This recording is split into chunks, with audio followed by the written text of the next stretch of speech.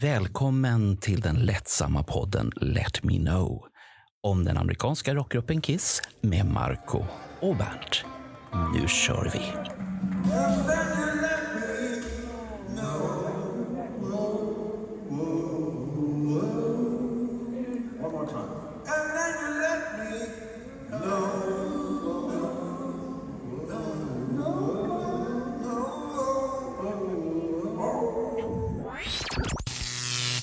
Nu är det Hell or High Water time igen. Så välkommen Daniel och välkommen Bernt. Ni ser glada ut båda två här nu idag. Ja, det är fredag idag. Det är fredag idag. Ja, jag har varit glad ända sedan jag vaknade. Det är helt otroligt vilken skillnad det är att vakna en fredag mot en torsdag. Är det inte så för er? Ja, jag sov väldigt länge. Jag gick upp klockan 11 idag. What the hell? Det var jätteskönt. Ja, det var jätteskönt. Så var det. För mig var det värre idag. Den späden så är ett avsnitt av Hell och High Water. Och jag har ett tungt meddelande. Jag har någonting tungt att behöva bekänna. Jag tycker inte om att bekänna saker. Men nu måste jag det. Jag kanske måste bekänna. Jag vet inte riktigt. Sist vi gjorde en Hell or High Water. Ja, då var det Gene Simmons. Då hävdade jag Ja, just det. Ja. att en svensk musiker som också är producent och som också är domare i, ni vet vilken serie jag pratar om. Ja. Att han har varit inblandad i att skriva låtar till Paul Stanley. Nej, inte till posten. Gene Simmons. Nu håller det på att bli fel igen. Precis. Det är därför jag måste gardera med kryss här. Och det finns det de som hävdar att jag har fel. Ja. Problemet är ju att den personen som jag anser har skrivit låtar ihop med Gene Simmons, han är lite svår att få tag på just nu eftersom han håller på och bedömer huruvida ungdomar sjunger bra eller inte i TV4. Så att jag erkänner till hälften att jag hade fel, men till hälften så ska vi reda ut det här med personen i fråga. Jaha, du känner dig inte besegrad ännu. Du har inte tänkt på att när du har skickat mejlet med frågan sånt, vad fan är det här för jävla idiot som tror att jag har jobbat med Gene Simmons? Då måste han ju svara på det här. Det är en av Sverige. Nej, han bara att det här är skräppost. Och så har du fortsatt att bomba bara att det hamnar i skräpposten. Han tänker det här är en dåre. Ja. Så att det där får vi reda ut till nästa episod. Nej, om jag säger så här, jag fick ju ett utlägg i butiken om det. Ja, det var av Ronny Lundell som kommer där att jag sa till honom med glad kunskap och alltihop, så sa jag, visste du att Bagge var med på Gene Simmons? Vad är det för skitsnack? Det var det han sa till mig. Ja, men Bernt har hittat där och Daniel och jag var lite förvånade båda två. Jaha, sitter vi där och så lite chockade. Och Bernt säger helt kallt att han har varit inblandad i 2 låtar och en han pillat på också. Och han var helt övertygad så vi har köpt det med hår och hull. Och det är intressant. Och så visade han en gubbe med påse på huvudet. Ja. Men det är ju som så här att både Ronny, nu har du namngivet honom, jag försöker vara lite fin här, men det är... Nej, här är vi ärliga. Här slänger du folk under bussen till höger och vänster, det blir så bra. Så. Jo, men enligt min källa som är en musikdatabas som heter Rune, så är det Anders Bagge. Det finns bild och det finns länk. Men det som är så jobbigt nu är ju att Ronny Lundell har också en länk och bild. Så att det här kan bli väldigt spännande framöver. Så att jag vill be om ursäkt till hälften för att jag inte har kollat upp min källa tillräckligt. Vem får ursäkt av Daniel och mig? Är det Daniel som får den eller jag? Nej, jag får ge den till Ronny Lundell. Jaha, till Ronny. Ja, men ta reda på fakta och så återkommer du i det här mystiska fallet med påsen. Är det hunden eller är det påsen? Det var dåligt hur som helst. Ja, det tyckte ju du, fast vi tyckte det var fantastiska låtar. Och vi har ju fått höra att utav andra Kiss-proffs som har sagt att Daniel har ju helt fel. Medan andra har ju sagt, vad fan hör Marco och Bernt i den här skivan? De måste ha vaxproppar och så är de sterila. Vattendelare, Gene Simmons. Ja. Det verkar vara en Den är jättevattendelare. Den är hatad utav vissa. Det var någon som hade dragit fram den ur garderoben och lyssnat på den och så sa nej, nu åkte den tillbaka och kommer aldrig mer fram. Kan vi inte köra en stund på Firestarter medan vi byter? Nej, vi ska inte köra Firestarter. Vi ska köra istället på en skiva med Kiss-gitarristen som inte försvann, men som fick sparka. Det var väldigt tråkigt att höra. Ja, för det var väl det de fick där när Kiss skulle göra återföreningen. Ja, det där måste ha varit jättespännande när Gene och Paul säger det. Ja, vem ska ringa? Ja, du får ringa, säger den. Ja, vi behöver inte era tjänster längre. Precis. Så det är väl samma som sparken. Det är väl sparken. Ja, de la ju fram det ganska snyggt. De fick ju 1 års löning trots att de fick sparken. Så nu ska vi ta tillbaka Ace och Peter, men ni får lön 1 år framöver. Så att de fick ju som ett nästan avgångsvederlag. Så de blev betalt. Men jag tror mest det var för att de var osäkra på hur Peter var. Och ifall det gick åt skogen kunde de rycka in Bruce eller Eric. Ja. Men plattan vi ska prata om, det är inte Union. Och det är inte Union-skivorna. Fast det kommer vi komma till egentligen. Så, för de tänkte jag aldrig på egentligen. Vi pratade om Solar. Men han är ju med där och det är inte ESP som han också spelade med där efteråt. Och det är inte Radio Dog. Nej, Radio Dog har aldrig funnits överhuvudtaget. Och i mitt huvud har det funnits. Ja, i ditt huvud. Det där är senila grejer som kommer fram där. Men han gjorde ju den här skivan 2001. Men han var ju inte sysslolös under den här tiden egentligen. Så att för att leda ut det så har jag dragit fram en liten... Är det en overhead? Vi ser... Nej, jag har en overhead här. Vi ska se här, en liten overhead här nu. Ser ni den här nu? Ja, jag ser den. Men ser... Ja, vi ser det. Ja, tittarna kommer se den. Marco, kommer radiolyssnarna att se det här? Ja, radiolyssnarna ser den inte, men vi ska prata mer om vad han gjorde här. Här uppe, då får han ju sparken. Då har han ju med någon skiva som heter Murder's Row. Billy Squire som är Bernts favorit. Är han med och lallar med där med något sätt, om det är någon hyllning eller en Queen-tribut. Första demosarna till Union 97. Och sånt här. Och det fortsätter. Rod Stewart-tribut har han gjort där också. Och sånt här. Och här... Var det tributplattorna? Är det sådana där som Bob Kulick har gjort, antar jag? Ja, det kan vara. Jättemånga. Ja. Men här har vi The Return of the Comet. Här är det ju en låt med från den här skivan som vi kommer höra. Den är med på den här skivan för första gången. Och sen har han förbättrat den till Audiodoggen då. Och här är första plattan med Union. Det är den här svartvita, det känner ni igen. Unionen här. Det är inte Dalaupproret och inte Tidöpartierna som har gått ihop här. Det är de här 4 medlemmarna då. Ja. Kommer ni ihåg när de skulle bestämma sig för vad de skulle heta? Då hade de en sån här online-tävling. Jaha, det här är så fick man skicka in förslag på bandnamn vad de skulle heta. Och det var ja, jag minns inte jag skickade ett förslag som jag tyckte var lite tuffare än det där, men det blev det. Daniel, var det på den tiden man fick skicka vykort?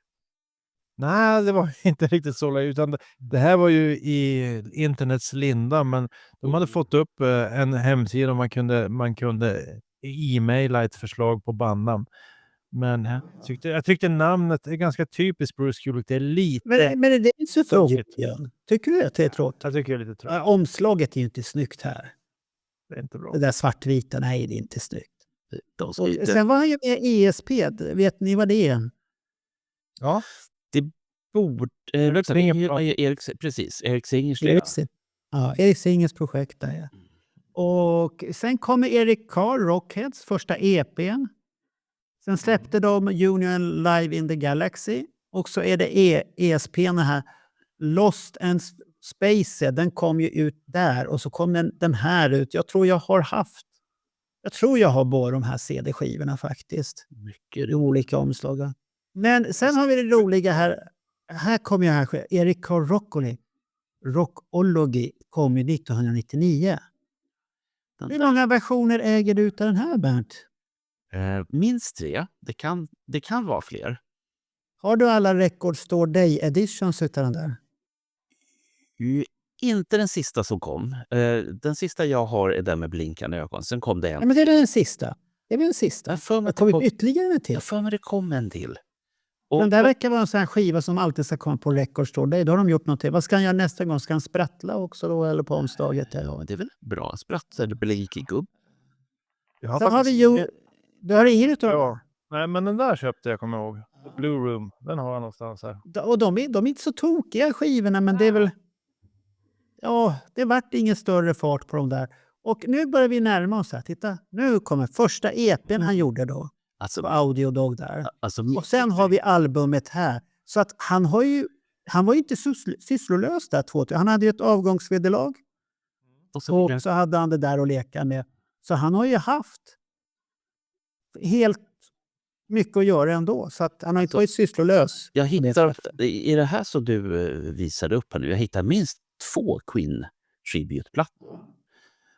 Och vad var det mer för någonting? Var det en Ace Frehley tribute? Ace Frehley tribut och sen var det då lite Rod Stewart tribut och sånt där som har gjorts och sånt där. Så han gjorde ju massvis med grejer med den här tiden. Men det var ju som Daniel sa att han hade ju ett avgångsvederlag så att det var ju inga problem att leka då.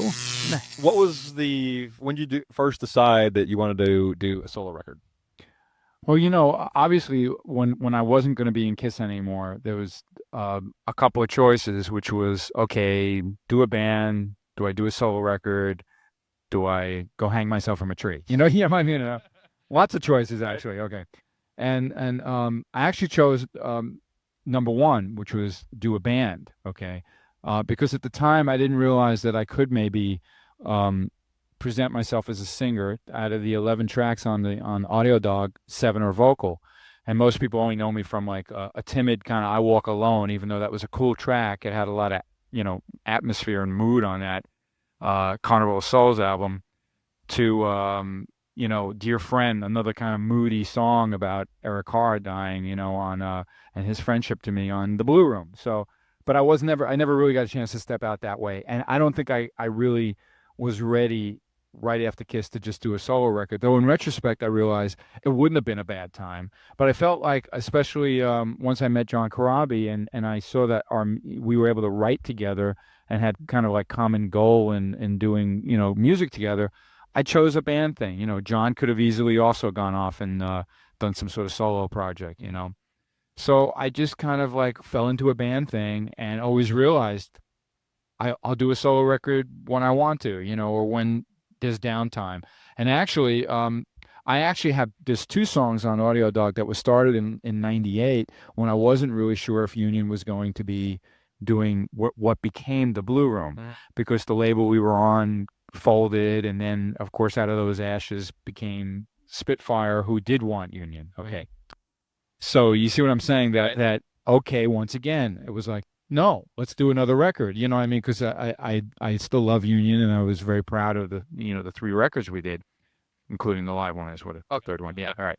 So, but it was real obvious after the tour ended actually it was sometime in May was the last show we did live Union, which was over in Sweden, actually at a big rock festival, was when we knew we didn't get any of the summer tours that we were like kind of hoping, you know, and that was, you know, unfortunate, but reality, and that always slaps people in the face, you know. And it was like, well, I ain't gonna sit home this summer and go to the beach every day, you know. I got a lot of music, I got to express myself, and I didn't even approach a label. I did it with my own money. I just said, I'm gonna do this myself. This is a committee of one. This is my thing. I want to have fun. I want to do it my way and go for it. Och Union var ju då i Sverige och spela också. Och jag kommer inte ihåg vilket år det var nu på Sweden Rock de var. Om det var 2000 eller 2001.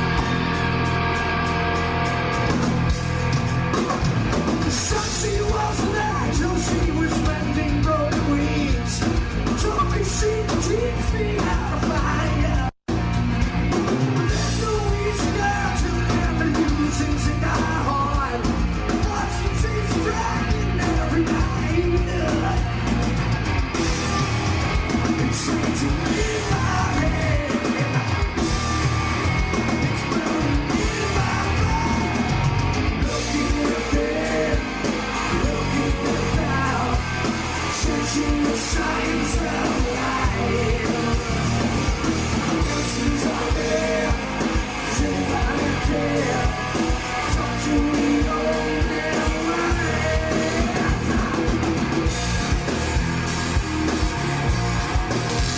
jag kommer ihåg mest, det finns säkert på YouTube, det var att de var i morgonsoffan på TV4. Ja, det ordnar de Och också. jag tror de spelade 2 låtar live i morgonsoffan.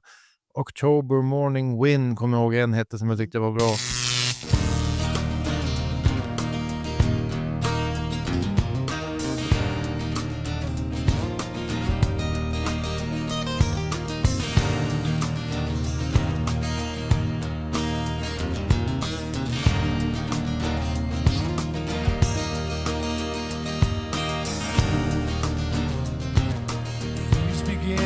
Color change, kiss the ground like falling rain, hear the distant howl begin, cold October morning wind, the seasons come and the weather like a dying rose, my pain is measured by a sky that's old and gray, a misty morning much too late, pieces of time make it falling down on me, and it won't be long, I can hear your song, October morning wind, I keep holding on till you come back again. Och sen hade de då en intervju med Bruce, och det var ju mest Bruce och han John Corabi som pratade, och så var det två nyhetsankare som satt med dem. Jag minns från den intervju, det var det att Bruce han skröt lite tidigare om att när vi var här 84 eller när det var 85 så var det massor med brudar som liksom, ja, det var fullt med brudar. Och så den här kärringen som var programledare, hon bara, ja, och nu är det gamla tanter. Så de kommer jag ihåg. Så han blev... Det kommer jag ihåg. Hon sa det på svenska. Hon sa det på svenska, så han förstod ju aldrig. Nej, han fick höra det efteråt vad tant betyder. Men de var ju här mycket, och de var ju här också på ett Kiss-expo. Han och Som... både Erik Singer och de var på och spelade på... Var det på Pub Angkor de spelade? Det var det. Och sen var Union i Sverige och hade egen spelning och turné. Och då var de här och spelade och på Fryshuset där. Och då var den här livvakten som hade släppt en bok, han var där också. Okay. Den svarte livvakten. Jag kommer inte ihåg vad han hette nu. Originalgänget alltså. Ja. Eller? Nej, han var väl under reunion-tiden. Ja. Var det den svarta killen? Du tänker på den stora killen, den här... Ja, stora svarta killen. Nej, inte Gears Molly. Han var ju aldrig livvakt. Nej, det var ju där han var ju roadmanager och... Det är ju enda svarta killen de har haft. Det kom en svart livvakt. Jag har Guardian of the Gods heter boken. Så nu lägger vi ner den diskussionen här nu. Och kom inte, du ska han googla med på. Är det diktatur nu också? Det var... Ja, Trump har vunnit och nu kommer det över till oss här. Fan. Ja, vi har inte... Det Trump har inte... Säga han var svart. Var inte han spanjack typ? Ja. Nej, han är mulatt av något slag. Och det, kanske inte så, jag vet faktiskt inte. Va? Men väldigt trevlig. Jag träffade honom, han har signerat boken också. På den tiden hade man inga mobiler att ta kort på riktigt, för de var så jävla dåliga mobilerna på den tiden. Och selfien hade väl inte riktigt uppfunnits så man inte kunde se sig själv på så sätt i skärmen där. Ritade ni av varandra då? Var det den tiden när man ritade? Nej, han gjorde någon krumelur i boken, kommer jag ihåg. Jag har det. Jag kan visa boken till dig imorgon där. André, fanns det inte en som heter... André, där har du. Där har du gubben. André. En stor kille, jättetrevlig. Han var på reunion-turnén och även på Revenge, tror jag, bland annat. Och det största minnet jag har från den spelningen egentligen, det var ju bara också att, vad heter det? Inte Ubangi, Band Bay, eller vad heter? Nej, de spelar ju fortfarande Band Bay och Ja, det är ett band som inte jag lyssnar riktigt på. Jag kommer inte ihåg. Bye Bang. Jag känner ingenting. bandet. Jag har ingenting att se. De har varit bra, stora i Östtyskland och sånt här. Det är Stora i- och sånt där. Men ja, det är ett Helsingborgs band eller Malmö. Birmingham, det har man inte hört så ofta. Men ja, och de spelar fortfarande och den första Hammerfall-basisten är med i det bandet faktiskt. Om du vill ha lite mer kuriosa där. Och de är ute och spelar, har kommit tillbaka. Men då var det så roligt att det största minnet jag har från den spelningen, det var att Patrik Larsen var där och han var riktigt igång. Och det var inte så jättestor publik på Union där och han stod och diggade. Och så skrek han ju till. Och så kommer helt plötsligt Joe Corabe och sånt där. You are a troublemaker. Och pekade på Patrik Larsen så här. Och Patrik var... Då går vi till Audio Dog. Det är ju den vi ska prata om. Den kom ju 2001. Vad vi... Och nu har jag hittat 2 releasedatum på den. Ja. På Discogs 4 april. På Wikipedia 23 oktober. Är det EP:n som kom den 4 april och albumet den 23 oktober? Jag vet inte. Är det nu vi ska ringa? Nu går vi vidare från de här datumen tycker jag ganska god. Vi går vidare. Men det... Vi kommer bara fram till att det är någonting sånt där. Sen har jag hittat 2 uppgifter vilket bolag som har släppt den. Det är också så här roligt. Vilket bolag är det? Jag vet. Är det Paris Records eller Audio Dog Records? Det finns ett tredje bolag. Lindsay Records. Och Lindsay... Nej, det är Records i de senare upplagorna. Nu pratar vi första upplagorna. Men Lindsay Records, de har inte heller betalt domänavgiften. Så att det är de och Eric Singh. Jaha, du bara kollat domänavgifter. Ja, för fan. Så att, men det här albumet kom 2001 då, och vi är ju precis i Kiss-träsket. Har haft Psycho Circus och allt det här. Och det börjar väl svalna hela Kiss-grejen när den här skivan kommer. Men såg vi fram emot den här skivan när den skulle komma? Visste ni om att det skulle komma? Vissa av oss hade... Ja, jag visste definitivt om... Var du i garderoben här då? Eller? Ja, för fan. Jag var ju där till 2016. Oj, ja. Nej, jag visste att den skulle komma och mina förhoppningar var att han skulle kanske göra en skiva som var snarlik Revenge eller någonting sånt. Det var ju min förhoppning. Det blev inte riktigt så. Ja, det finns ju partier lite. Ja, det finns lite i det. Finns lite, alltså. ja. Vi kommer till låtarna sen. Men det är ju han, producerad av Bruce Kulley och Kurt Kumu. Kurt Kumu vet inte jag vem det är. Han har skrivit någon låt för Kiss. Jag känner igen det. Jag undrar om inte han skrev någon låt på Revenge. Jag trodde du var på väg att säga Kurt Gooch. Nej, inte Kurt Goose. Nej. Han är inte inblandad. Of course, Kurt Cuomo, who worked on some of the Carnival Souls with me and Paul Stanley and co-wrote some of the songs on Psycho Circus, actually also for Kiss, and worked with Union. He was my co-producer and co-writer on some of the songs. Ja, men det här är ju hans första soloskiva i alla fall. Och jag tror inte förväntningarna var så höga. Att vi visste ju vad Bruce kunde, men han var ju ingen stor låtskrivare till Kiss i alla fall. Han fick ju nya hör för sin låda. I Simmons låda var större, så Bruce Kullicks låda försvann i Gene Simmons låda. När Gene Simmons kom med sin demolåda så åt den upp Bruce Kullicks demo. Och han fick ju bara med en låt med sång. Och det är ju den på Carnival Souls. Om vi bara säger lite kort, vad tycker ni om den låten där? Jag tycker ju bättre om demon när Gene Simmons sjunger på den förstås. Bruce Kulick har all respekt för honom som gitarrist och låtskrivare och trogen bandmedlem, men någon sångare, det tycker jag inte han är. Och det är det som gör att den här låten på Carnival Souls inte riktigt håller måttet, även om det är ett tappert försök. Ja, det är en rätt så fin låt ändå. Ja, och den passar ju till den dystra stämningen som är på skivan, men ja, som du säger, den passar ju ja. Jag tycker den passar ju väldigt bra. Det blir ju hans svansång på något sätt, så det är ganska kul att det är sista, jag tror det var sista låten på Carnival Souls, och så är det Bruce Kulick som liksom gör sin avskedssång, så jag skulle inte vilja ha den ogjord. Nej. Grejen med Carnival of Souls,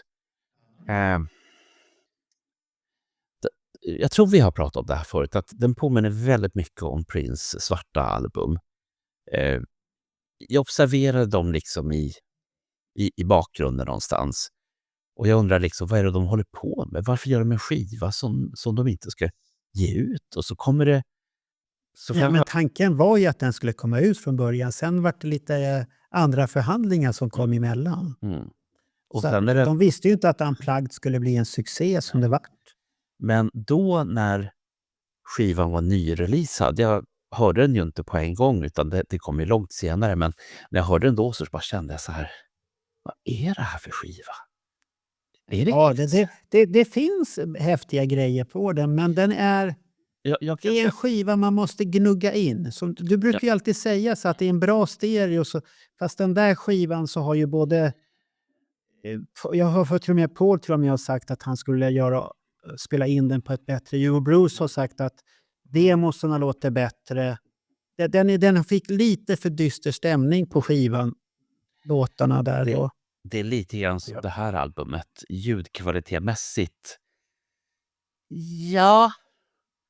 Detta audiodoggen. Jaha, du tycker det där. Jag måste bara säga att jag tycker Carnival Souls har ju ändå ett tema och en riktning genom hela skivan som var i tiden kanske 94-95. Sen dröjde det några år och då var det ju helt ute. Ja, då var det men liksom Crazy Nights kan vara ute och sen när de har gått all in på det. Men jag tycker det är kul att ha den som ett minne för att de visar att de kan ju vara lite grungiga. Det är ju inte jag tycker inte den är dålig, men det känns ju inte riktigt som Kiss. Den är inte The Elder dålig. Nej. Vi kommer komma till dem en vacker dag på den här Hell or High Water. Oj. När vi inte har några solartister att prata om, då måste vi börja gräva i Du menar dyngan där. Menar du att när vi har gått igenom alla Blackjack och alla Union och alla Eric Diggins Project och Då kommer det. Så det är en lång serie det här. Så att det här kommer vi gå i pension på i 65 års ålder. Men det omslaget då? Den måste vi diskutera innan vi börjar komma till låta. Den är ju häftig. Eller? Vänta. Kan du motivera varför du tycker den är häftig då? Och nu pratar vi om den med hans ansikte och Revenge. Ja. Det här omslaget där. Den där ja. Den är ju... Varför tycker du inte att den är häftig? Jag tycker den är så smart idé att du ser en svartvit Bruce Kulick. Han har varit med i Kiss. Under masken. Kissmasken. Så finns nej, men det är Kissmasken här. Under masken så kommer en annan Bruce. Och nu är det den Bruce vi får se. Och du har de här referenserna från alla skivor han har varit med i. Jag tycker den är lyckad. Den är en läcker bild. Och snyggt konstverk faktiskt. Okej, får jag säga vad tycker de? Ja. Bernt är het. Kör du Bernt. Fan, jävlar, nu ska ni... nej men jag säger så här. Jag har ju under en begränsad tid plöjt Bruce Kulick-musik så att det kommer ut genom öronen på mig. Jag har tittat på omslag och sådär. Och det här omslaget är snyggare än plattan som kom senare. Betydligt snyggare. Men jag undrar samtidigt, är det här verkligen ursprungsomslaget? Jag får en känsla av att man har liksom... Det här är omslaget som är aktuellt nu när han prånglade ut den i sina... Nej, jag har den på CD. Det ser ut så där på CD. Okej. Ja. Och den har jag fått utav honom. Får jag säga nu? Nej. Ja, nej, men jag tycker att det var lite fel väg att gå. Om jag kommer ihåg rätt så florerade den här bilden och även bilder på Eric Singer och möjligtvis några fler. Det var någon fanboy som ritade de här grejerna. De florerar kanske på Kiss Asylum och sådär. Så det var ju någon som gillar Bruce och gjorde den här då för honom.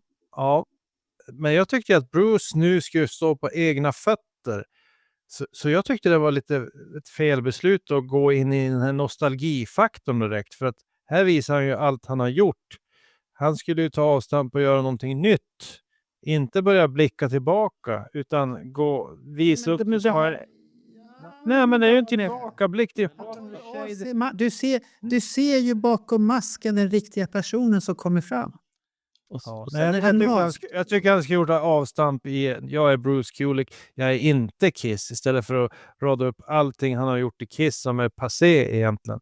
Men sen tycker jag den här Bruce Kulick som står på kanten ser ut som någonting han gjort om ni kommer ihåg Word Art i Word. Det ser jättefula.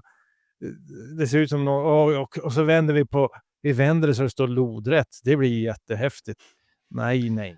Det var så det var. Det tar upp en tredjedel av omslaget. Den fula logg. Kulik. Ja, en fjärdedel. Word Art på sidan. Herrejösses. De skulle ju använt, om de nu valde att använda bilden, skulle de ha haft den över hela omslaget. Ja, det kunde de ha haft över hela. Nej, så jag tycker han skulle ha tagit en cool bild på sig själv i nutid och gjort någonting med det. Men man tycker ju olika.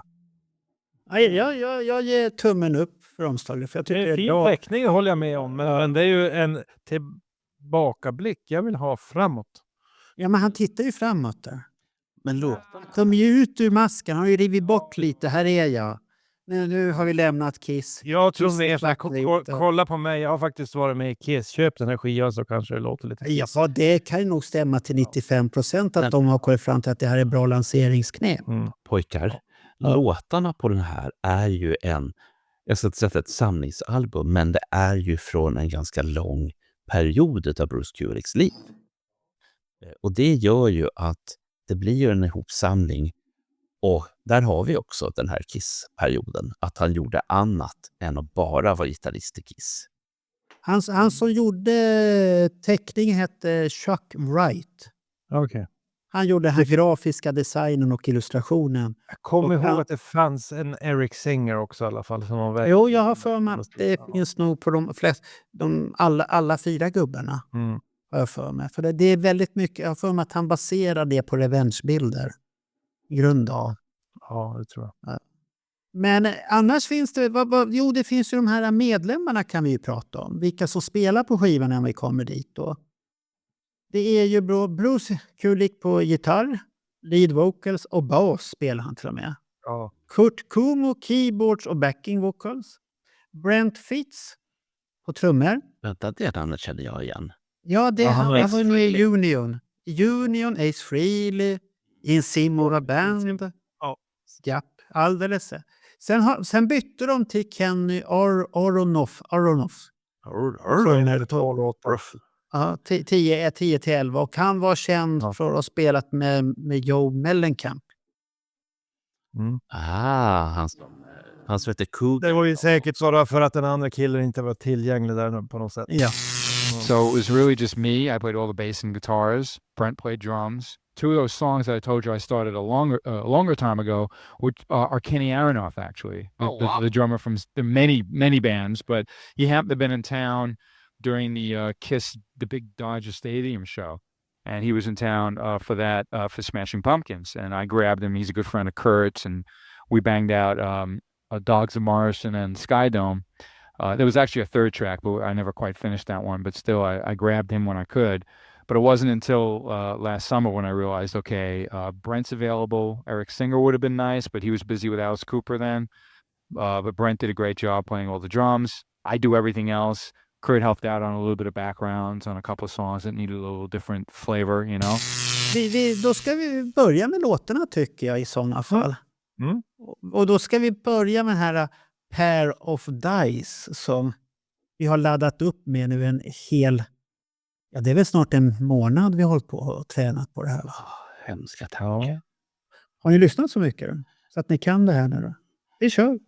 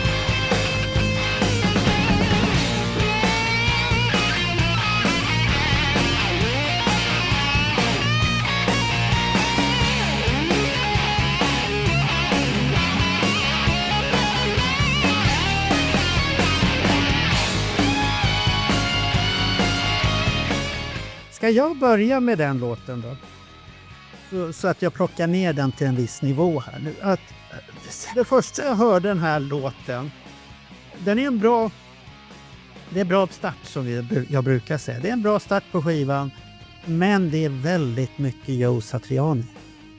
Surfing with the Alien, det var det första jag trodde, satt jag på fel skiva.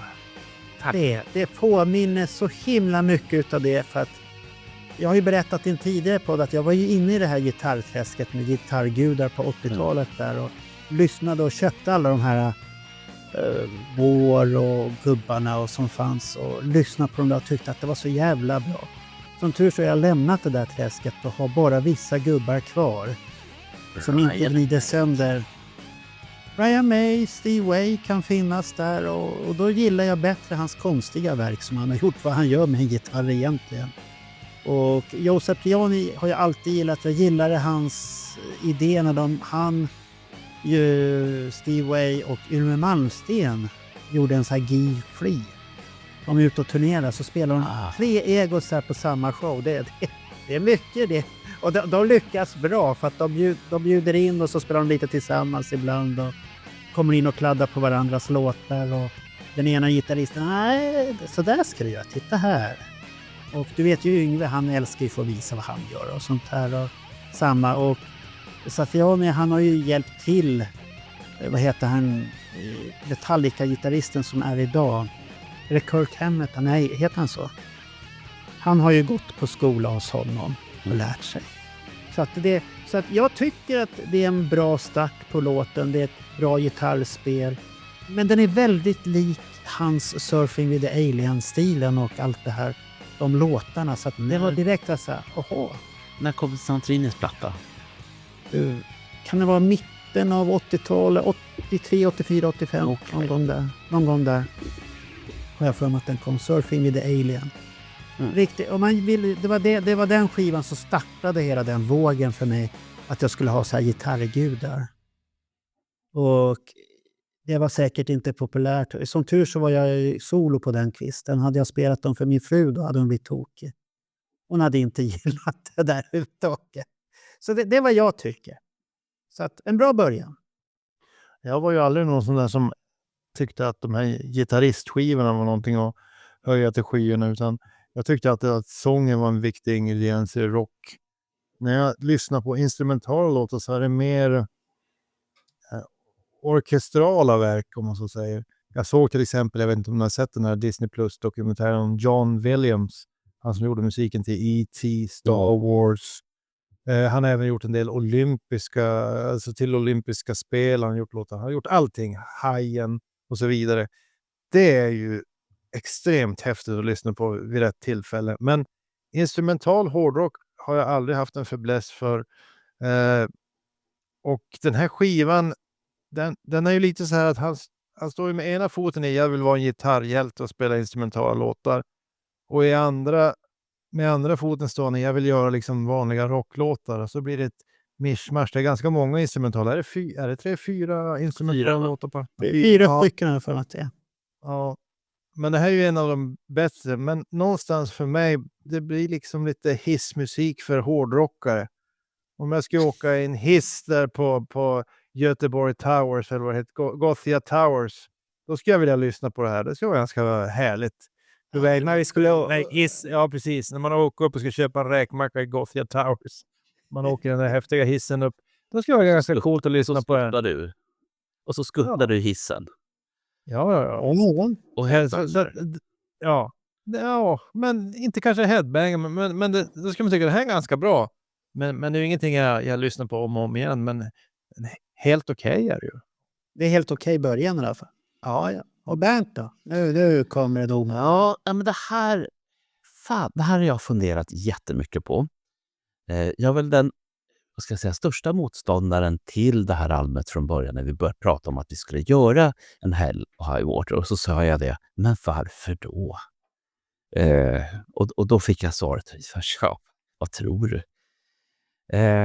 Och jag har försökt att kämpa mot så mycket som jag kan och vägrade att lyssna på det här med huvudet. Jag tänkte det. Ja, du har ju skjutit upp tiden hur mycket du har kunnat också. Och sen till slut så inser jag det att jag är ju överkörd, precis som andra kan vara ibland. Och då tänkte jag det att ja, men då får vi ta den här bästen och så får vi liksom skiva ner den och så får vi ta bit för bit. Jag menar, det är som att äta en elefant. Hur gör man den? Ja, skiva för skiva. Så att, och då var jag så positivt överraskad när jag hörde startspåret på den här. För det här går jag igång på. Fy fan. Och det här är ju liksom ett fantastiskt öppningsspår enligt mig. Jag menar, här sätter vi tonen från början. Det här är vad du får på den här plattan. Och när jag lyssnar på det så tänker jag dels på det som du var inne på, Mark, och de här gitarrhjältarna. Jag försökte sätta fingret på vad han påminner om med det här. Jag var tvungen att dra fram mina Brian May-skivor och lyssnade och så bara, nej det var det inte. Och så var jag på några andra och nej det var det inte. Och så kom jag med på Cozy Powell som då var en gammal trummis som hade då mycket trummor och även de här instrumentala låtarna. Och det var det inte heller. Jag tänkte, vad fan, jag ger upp. Så kommer det liksom bara att slänga in Santini och så tänker jag, ja! Jag jävlades ju lite med dig när vi började här och vi satt och pratade när vi satte igång inspelningen. Så hade jag den här låten. Vad tycker ni om den här låten? Och då var det ju så att det var det som hade. Inte med bland de låtarna som ingår. Men du såg lite så här, är det här den skivan eller har jag missat någonting? För att, ja, jag har kört fel skiva nu. Det påminner lite. Nej, men så att för att knyta ihop den här lilla låtsäcken. Jag är väldigt förtjust den här. Den här har jag lyssnat på väldigt många gånger. Och jag vill dra en parallell med låtar som kommer längre fram. På att de instrumentala låtarna som man har är bra. Och jag tänker lite grann på Ace Frehley, men ändå inte. Det finns så här sprinkle Ace Frehley någonstans, men ändå inte. Så. Ja, men det kanske kommer. Det kanske kommer Ace Frehley. Ja. Ska vi hoppa på nästa nu? Nej, det här är bra. Nej, du är inte klar. Nej, det här låter... Man behöver inte lyssna på det. Jo, nu hoppar vi på nästa. Strange to me. Nu blir det tunggung här. Nu, Daniel, sitter du ordentligt nu, Daniel? Vaknar du till liv här?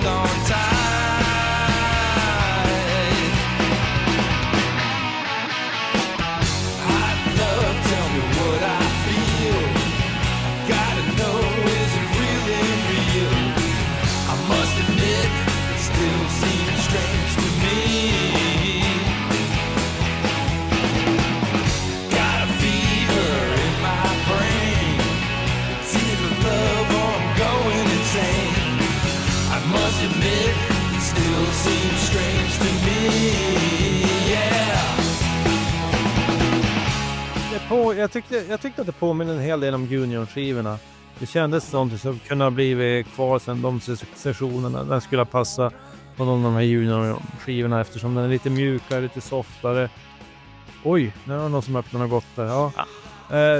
Men tyvärr så kommer ju då här akilleshälen för hela skivan för mig. Och det är ju förstås Bruce Kulicks sång.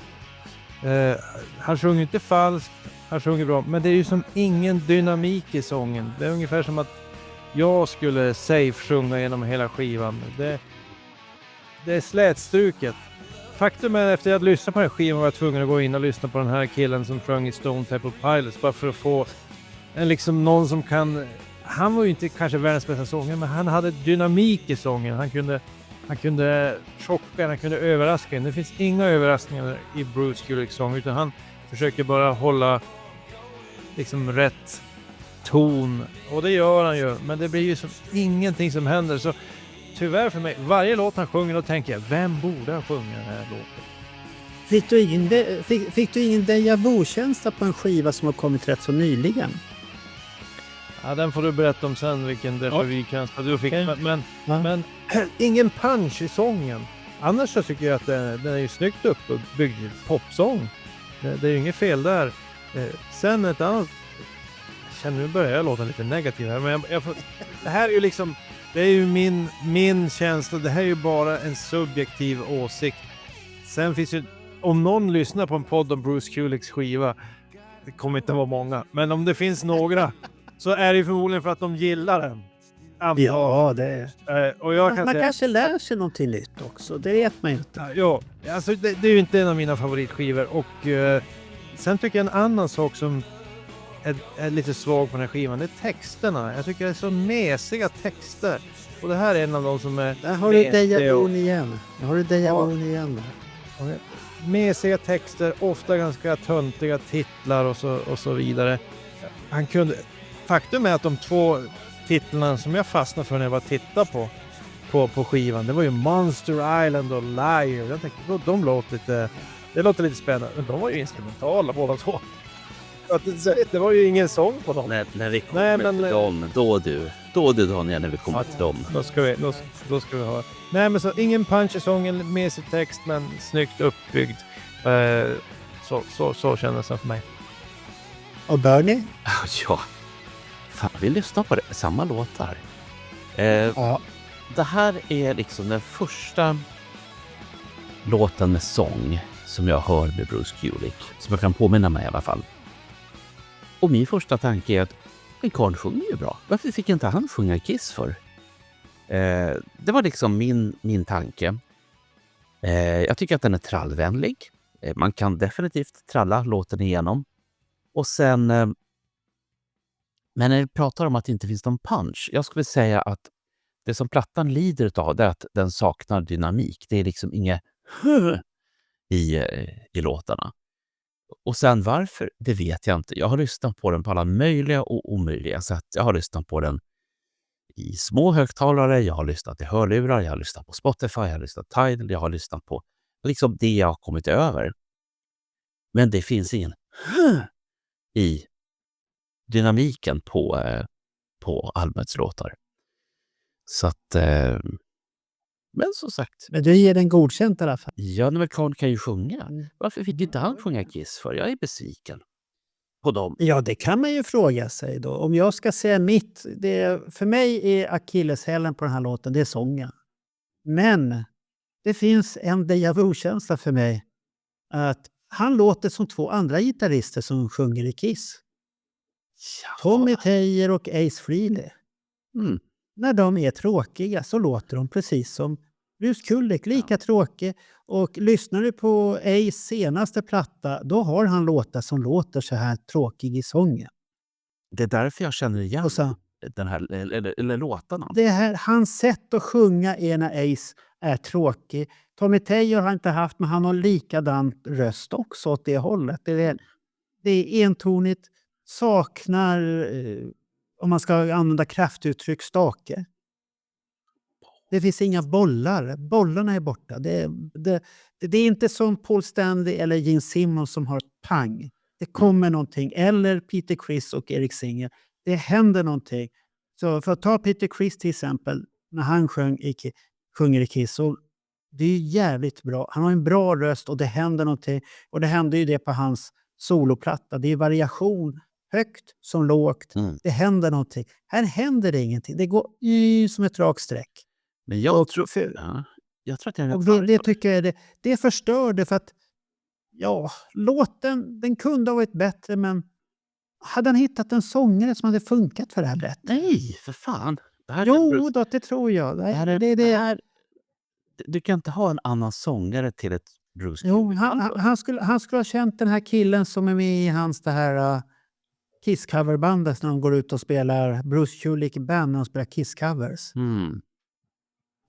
Det skulle han ha. Den killen skulle han haft. För det är en kille med punch i rösten. Högt som lågt. Och han kan sjunga. För det här blir lite Ace i modern tid. Det går på ett streck, det händer inte mycket. Ja, det är precis det jag känner. Ja, och när Ace tar i, då händer det någonting i hans låtar. Och han hade ju den här gamla demon som han gjorde där, som är på den senaste skivan. Där händer det någonting. Men 10,000 volts, den kan vara lite så här åt det här. Den är nära att hamna på det här jävla den här baslinjen hela tiden. Och det tror jag är ett problem att han aldrig fick sjunga i Kiss. Det är att Paul och Gene tycker han har ingen dynamik, den här killen. Det är platt fall. Så tråkigt att höra. Att ni Ja, tycker. så att det... Ja, du får ju tycka... Ja, det är ju inte så att han får ju sjunga sina egna låtar. Det är ju inte Men han sjöng ju en låt på en Kiss-skiva. Ja. Jag tycker det var lagom, ja. Carnival of Ja, Souls. Då går vi på nästa här. Change is coming. Ja, på med förändringen bara.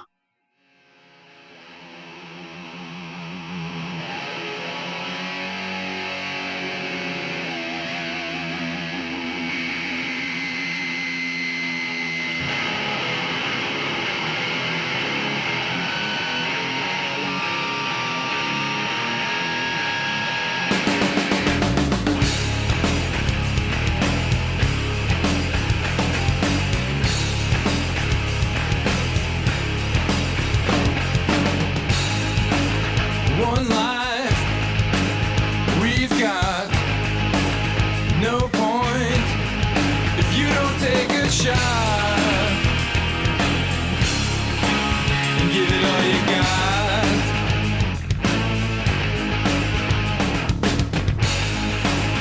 Two times, twice shy, it's dead wrong. Now I realize I'm right where I belong. 'Cause change is coming. Change is coming.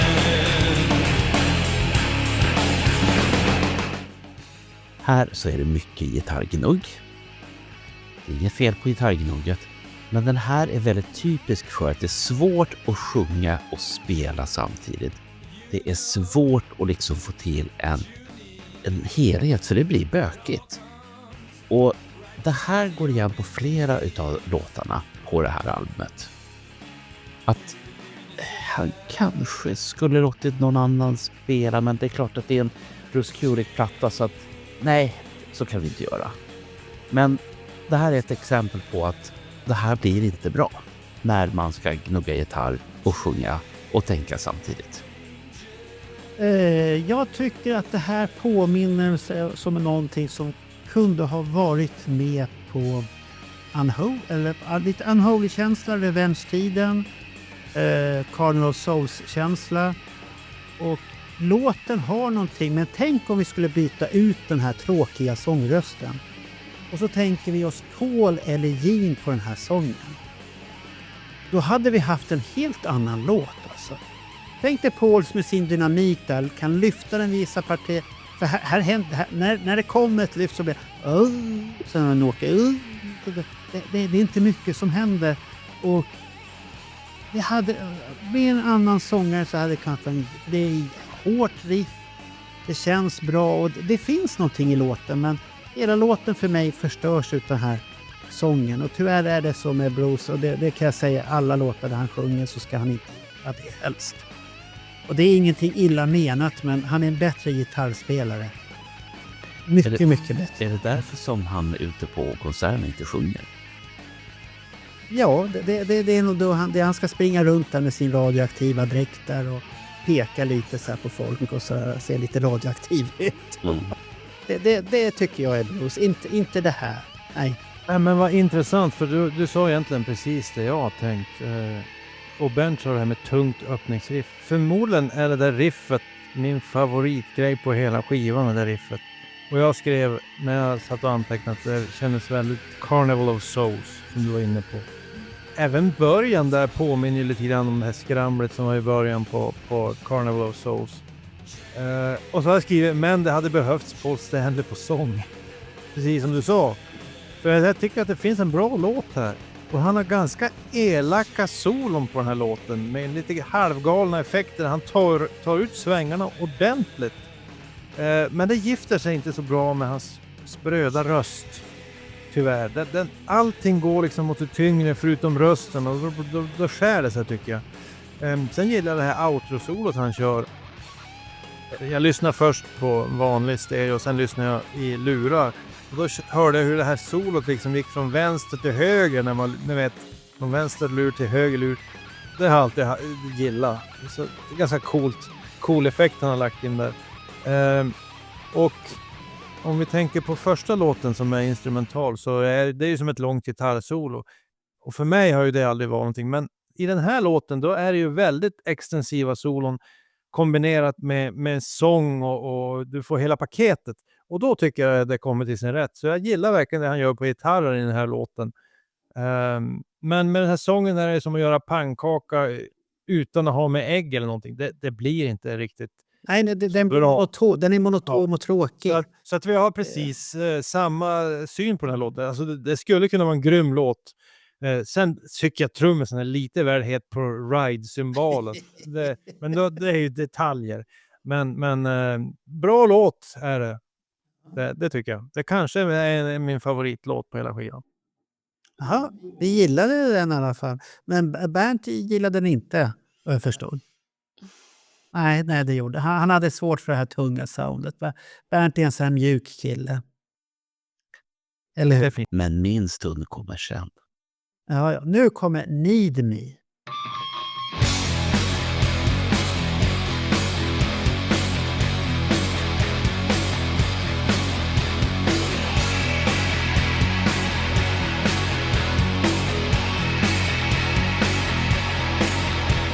Sometimes life can't give you what you want. They'll tell you lies and say that nothing's wrong. They treat you like a fool, and that's a fact. Yeah, I'll take that trip and smile just like a rat.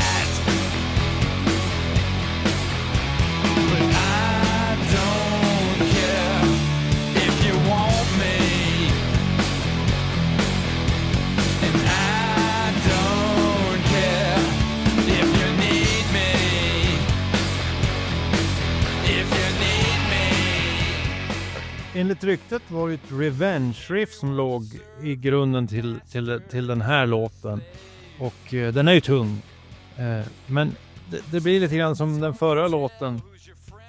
Men i den här försöker han låta riktigt tuff. Det är lite roligt. Bruce Kulick försöker låta tuff. Men Bruce Kulick kan inte låta så tuff. Och han har aldrig varit tuff på något sätt. Han är ju teamplayer. Pekar vad jag ska göra så gör jag det. Så som jag sa i inledningen att varje låt som han sjunger tänker jag, vem skulle jag vilja ha haft på sång i den här? Och här kände jag liksom Scott, vad heter han? Weiland från Stone Temple Pilots eller Lane Staley från Alice in Chains.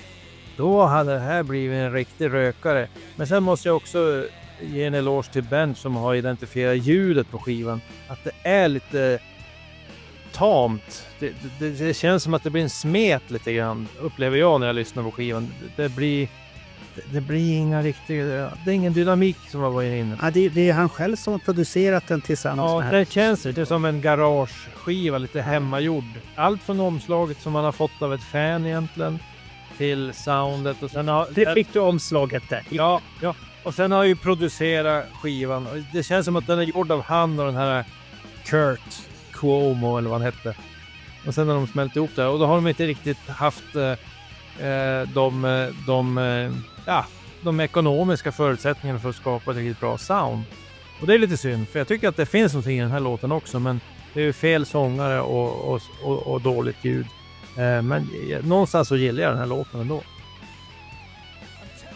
Ja, då kan väl jag säga här då att jag går inte in på sången, för han har lite försök att ha lite mer stake och det räcker för min del att recensera den sången. Men gitarrspelet tycker jag är bra på den här låten. Det händer någonting och det blir någonting, men ja, det förstörs, för sången är ju en viktig del.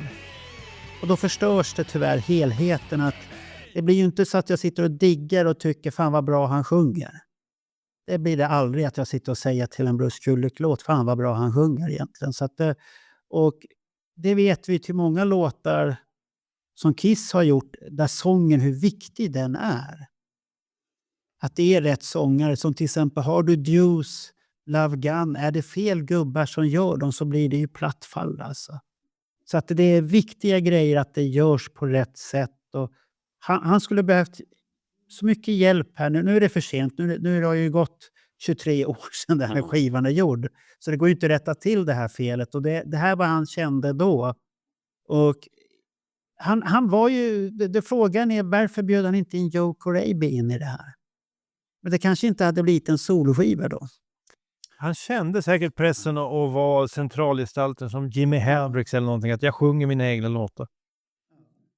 För annars blir det ju som... Han var ju lite häftig i alla fall. Men annars blir det här som någon utav... När vi gick igenom Fraileys låtar på hans ommet. Och så konstaterar vi att det här var ju ingen soloblad, det är en grupp. Ja. Och så var det besvikna över det. Ja. Vad tyckte Bernt om låten då? Så här har jag att säga. Det här är ju fortfarande väldigt mycket gitarrgnugg. Och det är bra gitarrgnugg. Men som med den förra låten, jag tror att det är på det här viset att om man håller på och gitarrgnuggar samtidigt som man sjunger, det är svårt att göra båda grejerna samtidigt. Om det nu är så att man har spelat in... Man gör inte så när man spelar in Bernt. Gör man inte det? Man lägger ju man lägger gitarren först, sen lägger man ju så här. Jag hör ju hur han sjunger. Och så hör jag hur han spelar gitarr också. Ser ni luras här? Lura mig på blank. Ja, vad kom fram till? Du tyckte att den var lite för hård. Och... Nej, men jag tycker... Ändå älskar du Vinnie Vincent. Ja, men det är ju inte gnugg. Fast inte. Men det är inte gnugg, då är det onani istället då. Eller så. Du ska gå direkt på kakan. Det är ingen gnugg här inte. Det ska köras. I don't mind. Nej, det gör jag inte.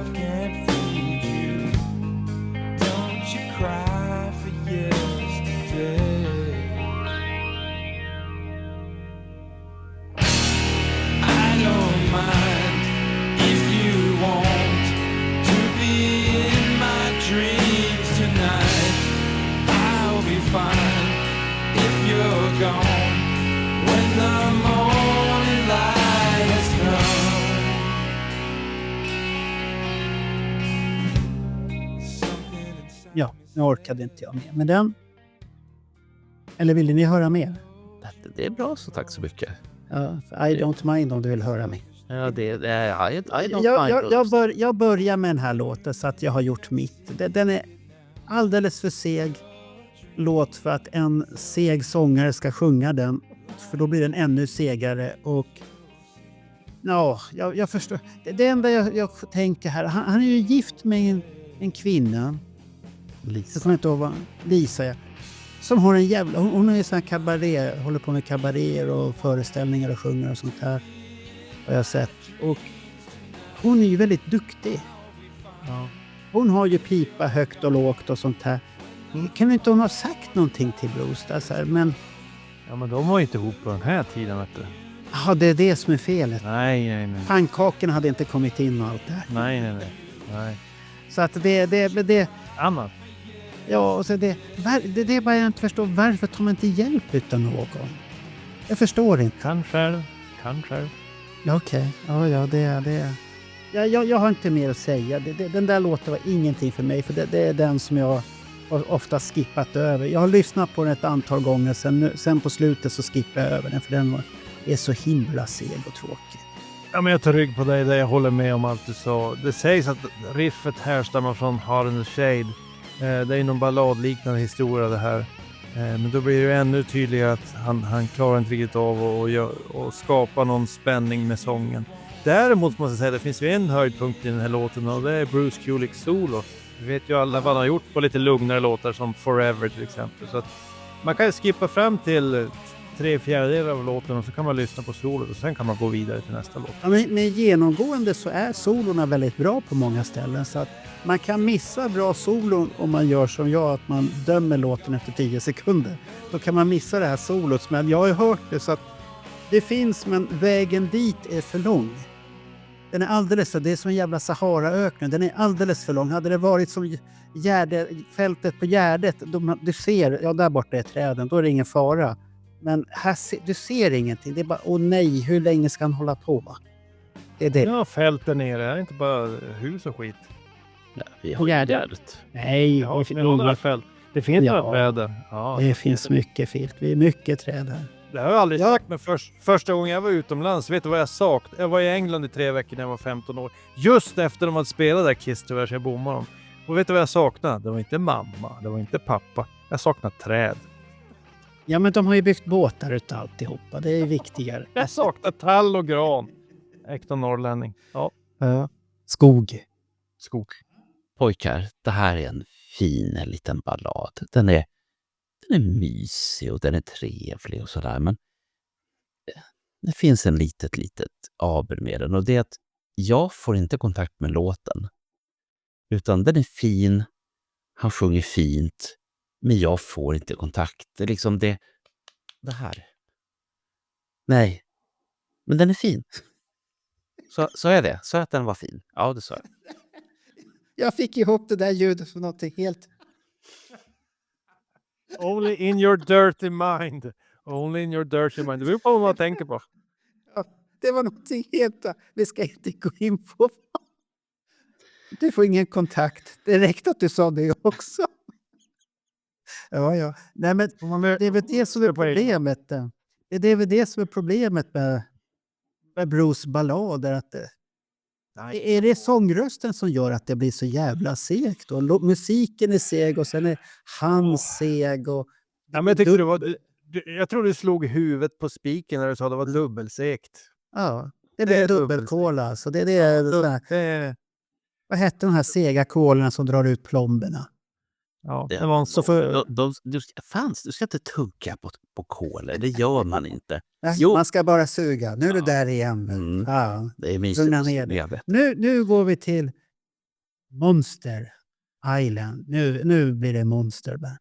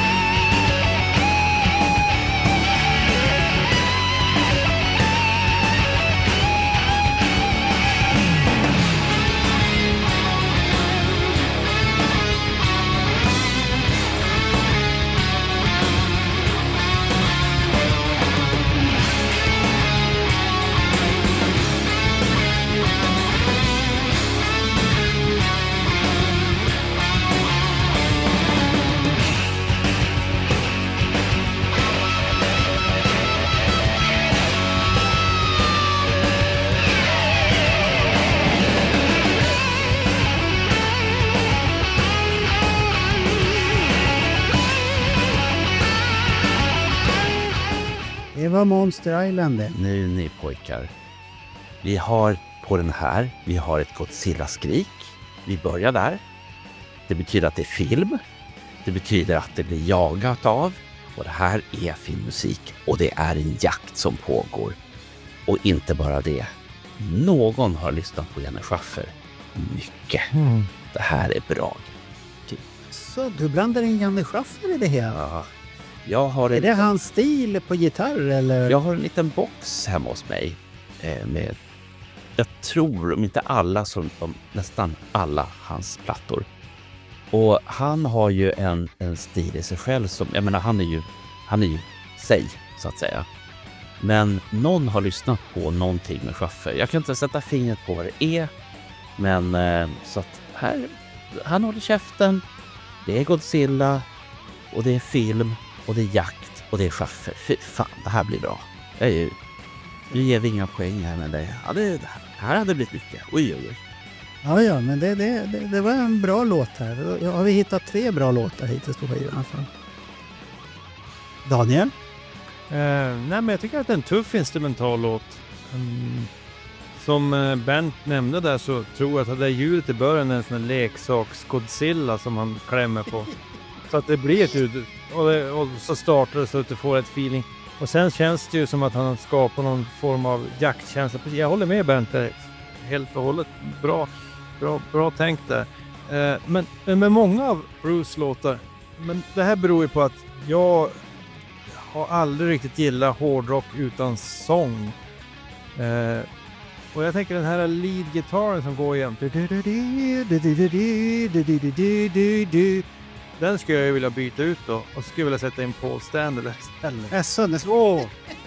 Och att han sjunger den där. Men för jag tycker många av hans låtar här, Bruce, skulle liksom instrumentala, det känns som vanliga låtar. Och så byter han ut sången mot en gitarr istället. Ja, men det är ju det som oftast är med instrumental, att det blir så. Ja, men jag skulle vilja byta bort gitarren och stoppa in en bra sångare. Och då tror jag den här låten skulle bli riktigt, riktigt bra. Men det är en av hans bättre instrumentaler på den här skivan, det håller jag med om. Den tycker jag var bra. Ja. Jag gillar det. Härlig 80-talskänsla. Tillbaka till gitarrgudar. Då lät många utav skivorna 85-86, de lät så här. De hade alla den här typen utav slingor som gick och var lite hårt och lite gitarronani åt olika håll och kanter. Gillar insticken, han gör det bra. Och hans gnidande, då borde Vinny ha lyssnat på den här skivan innan han gjorde sina egna. Det är lite svårt, men Bernt som gillar tidsresor kan ju se till att Vinny gör den där tidsresan. Hur man gnider gitarr med finess. Utan att det blir bara fingerpicking och man förstår ingenting. Så att det är på en bra nivå det där gitarrgnidandet utan att det blir jobbigt. Som det blir med hans skivspel då. Så att det får gärna vara förspel, inte själva huvudakten som det är på Vinny där. För då är det går för fort då. Jag tror jag vet vad som saknas. Det är en båge. Och slå en båge. Jaha, du tänkte på... Nej, det behövs inga bågar. Det får Vinny behålla. Nej. Så att, då var vi rätt så överens om att Monster Island, det hyllar vi till en bättre låt. Det blir intressant att se när vi lägger ut omröstningen som vi gör på den här. Vad de andra lyssnarna tycker om. Det här, när du nämner det här faktiskt, det här är lite intressant. Självklart så har jag varit och kollat på Spotify. Och hur det är med antalet lyssningar. Det här är skitintressant. Jag trodde ju förstås att eftersom när han gav ut den här plattan på nytt i 300 begränsade exemplar, 300 vita, 300 blå eller hur många det nu var, att det liksom varit lite skjuts på det här. Men nej. Hur skulle det kunna ge skjuts med 300 nya? Ja, men att folk är nyfikna och går och lyssnar på. Nej. Det där är nostalgi. Nej, nu går vi vidare till Please Don't Wait. Den passar bra. Nej, men det här måste jag bara berätta innan, för det här är lite sorgligt. Vi måste hjälpa Bruce. Den låten som spelades mest på den här, det är Paradise. 23 000 lyssningar. Och den som är lyssnad på minst, den har vi inte hört än. Nej. Och det är 5 000 lyssningar. Jag tycker att det är sorgligt. Vi måste hjälpa Bruce. Det är inte sorgligt, det är verkligheten. Det är inga I was made for loving you på den här. Men det är sorgligt. Nej. Kan vi inte Nu går vi vidare. Sluta och snuta. Please don't wait här nu. Nu Nej, kommer det okej. tunga saker.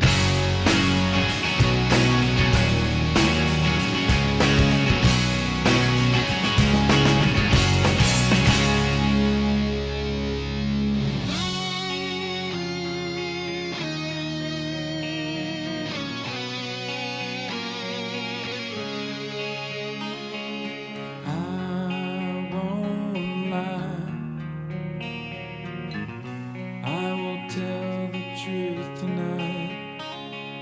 You gave me love that embraced me, satisfaction I need. My reaction isn't always what it should be. I've been looking for a reason to believe in all these feelings. When I find it, I won't deny it. Please don't wait. Please don't wait for my heart. Ja, där hade vi hört färdigt på den. Forever. Ja, okej. Vi låter Bernt börja här eftersom han är på Forever här nu. Please don't wait är nya Forever 2001. Ja, men vad fan, det här är ju trallvänligt. Det är en bra refräng och det är lätt att hänga med. Hade jag haft texterna framme så hade jag sjungit för det, fast det hade vi kanske inte. I alla fall. Så, är det klart. Du ger en bra poäng alltså. Ja, Du gillar den här är fin alltså. Ni vet ju vad jag tycker om Forever och det vet vad jag tycker om I Still Love You och de här. Jag har så svårt för dem. Här är i alla fall en... Men Forever har du väl inte svårt för? Inte för många gånger vi har hört den. Men här pratar vi om en... Plattan heter ju inte Radio Audio. Men det här är en underdog. Det här är en sån här ballad ur underdog. Och då känner man att man måste liksom stötta. Man måste stötta de som är underdog. Okej. Då kommer jag här nu då. Kom det här. Den är lite för poppig tycker den här låten. Bruce Goes Pop. Vänta, är det för mycket? Jag vet vad det är. Det är för mycket toner nu igen. Nej, det är inte det. Bruce Goes Pop. Och det känns som en Union-låt. Ja. Så att det här kunde vara på Union-skiva och John Corabi hade sjungit den. Och sen sjunger han så jävla försiktigt och som ungefär att han är rädd att mikrofonen ska gå sönder. Köp bättre mikrofoner i sådana fall. Så att de klarar det när han tar i. För att han måste ju ha lite bättre röst någonstans. Alltså. Det finns ju så här appar man kan ställa in. Vad är det för tonläge du har egentligen? Så vet han där vad han ska ta i. För att Jag har sett den reklamen. Är det sådana grejer som gör att till och med jag kan få en bra sång? Ja, till och med du kan sjunga. Det blir så här lova. Men det är vad jag tycker. Det går väl lyssna. Det är så som Ja. vi som hade det så trevligt. Ja, Men jag måste säga, jag återigen så är jag på samma sida som du, Marco. Jag tänkte också att det här är ju en juniorlåt. Välspelad poplåt. Ja, helt klart. Men alldeles för mesig för mig. Jag tycker den blir... Och förmodligen beror det på, som du var inne på, att sången är inte tillräckligt stark. Det kunde ha blivit ganska bra med lite raspig John Corabi-sång istället. Då tror jag den kunde ha blivit betydligt bättre. Eller det hade den blivit förstås. Ja, det är ju hans sångröst som lyfter låtarna på Union-skivan. Så när jag lyssnade på den låten då hade jag hela tiden John Corabi i bakhuvudet och försökte höra liksom, ja, med honom så skulle det funka bra. Så att återigen, det är ett bra hantverk, men det räcker inte hela vägen. Nej, tyvärr Bernt. Det var... Vad ni jobbar. Ja, men i våra stereo så låter det inte lika bra som på din stereo. Jag har bättre stereo. Det är väl... Ja, det är det du vet, Bernt. Det har du ju pratat. Nu går vi då istället till Liar. En instrumental låt. Ja, det gör Ja, nu kommer Bernt igång.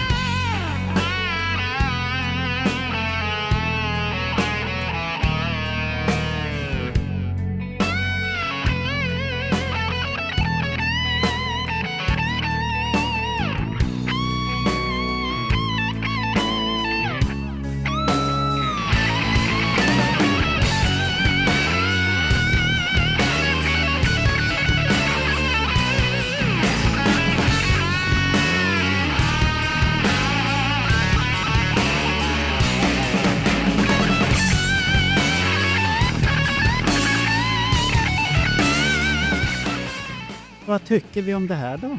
Vi kan ju börja med att säga att det här var ju en skiva en låt som var tänkt till Carnival of Souls.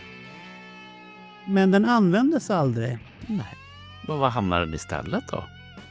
Nej, så den här demon hamnade då på den här Return of the Comet. Liar. Den hade ju varit kul att få höra, den versionen. Ja, men det passar inte, men vem skulle ha sjungit där? Och Paul, det är Paul i sådana fall, men det hade varit intressant med en sångtext, men den kom aldrig ur lådan där. Hans låda den har alldeles för höga kanter för att låtarna ska trilla ut därifrån.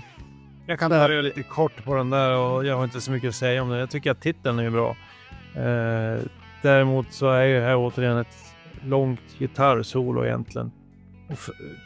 Nu ni som gillar Bruce Kulick där ute och verkligen älskar såna här gitarrlåtar, då kan jag förstå att man kan gilla en sån här låt. Men för mig gör det inte så mycket, utan då slår jag hellre på någonting från John Williams eller någonting sånt om jag vill lyssna instrumentalt. Det är ju bra spelat, det är ju väl genomfört, men det är ju ingenting jag går tillbaka och lyssnar på många gånger, så att det är väl en okej låt. Så att du skulle hellre lyssna på Imperiets marsch, den här dam dam dadam dada dam dam dam dam dada. Ja, det skulle du med göra. Ja, det skulle man Och så hade vi kunnat gå i takt till den här. Ja. Ja, men den här låten, om man ska vara ärlig, den är väl rätt så intetsägande egentligen. Ja, det är bra spel. Ja, det är bra spelat, men sätter du på den och du är på en pub så kommer du inte säga ja shit, det är Liar med Bruce Kulick. Nej, för det hör du inte. Du hör ju inte. Det kan vara vem som helst. Jag tycker den har en skön vibe, men det händer inte så mycket mer. Det är en massa och en ljudmassa som tilltalar öron och smeker, men sen när den har smekt färdigt så har den gått bort ner i byrålådan och sen var det mer med det. Det är ingenting som surrar vidare överhuvudtaget. Är du säker på att du sa byrålådan nu? Ja, byrålådan. Ja, jag tyckte du sa något annat, ja. Nej, den åker ner i byrålådan. Ja, precis. Båten, så. Ja, nej. Det hörde inte jag. Nej. Vad hörde du då? Men det kan jag inte säga på podden. Nej, eller? du hör farliga så. Ja. Men vad tyckte Bernt om den? Bernt gillar den här låten. Ja, men har vi inte pratat om den här redan? Nej, du har inte sagt. Daniel sa och jag sa. Du sa ingenting om den här hittills. Du sa, jag sa, vi sa, de sa. Nej, men jag tycker den här är fin. Jag tycker den här är så här skön att sitta och lyssna på. Det är inte som Fractured Mirror eller Fractured 2 eller 3 eller vad det nu heter. Men den har sin egen lilla stil. Den har egen sin lilla mys. stil. Men du kommer aldrig komma ihåg den. Nej, men det är det som är så bra. Att du kan lyssna på den många gånger. Okej, du hittade det lilla positiva i det där. Man kan lyssna på en fler. Okej, där ser man.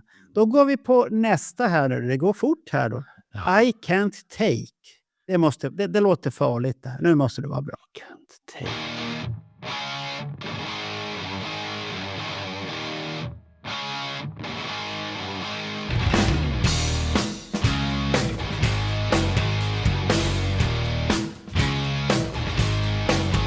Sometimes I got this feeling inside. I gotta have it all. I've tried to keep it steady and slow, but I had to make this call. It's late, probably 2:45. I'm all wound up again. Not home, feels like I'm gonna explode. This game has gotta end.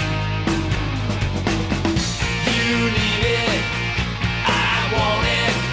You know it's time you lose control. Can't take, I can't take it anymore. I wanna make you scream for more. Den här låten påminner väldigt mycket om Ace senaste soloskiva. De låtar man inte gillar riktigt. När Ace pratsjunger igenom texten och uttrycker sig väldigt väl.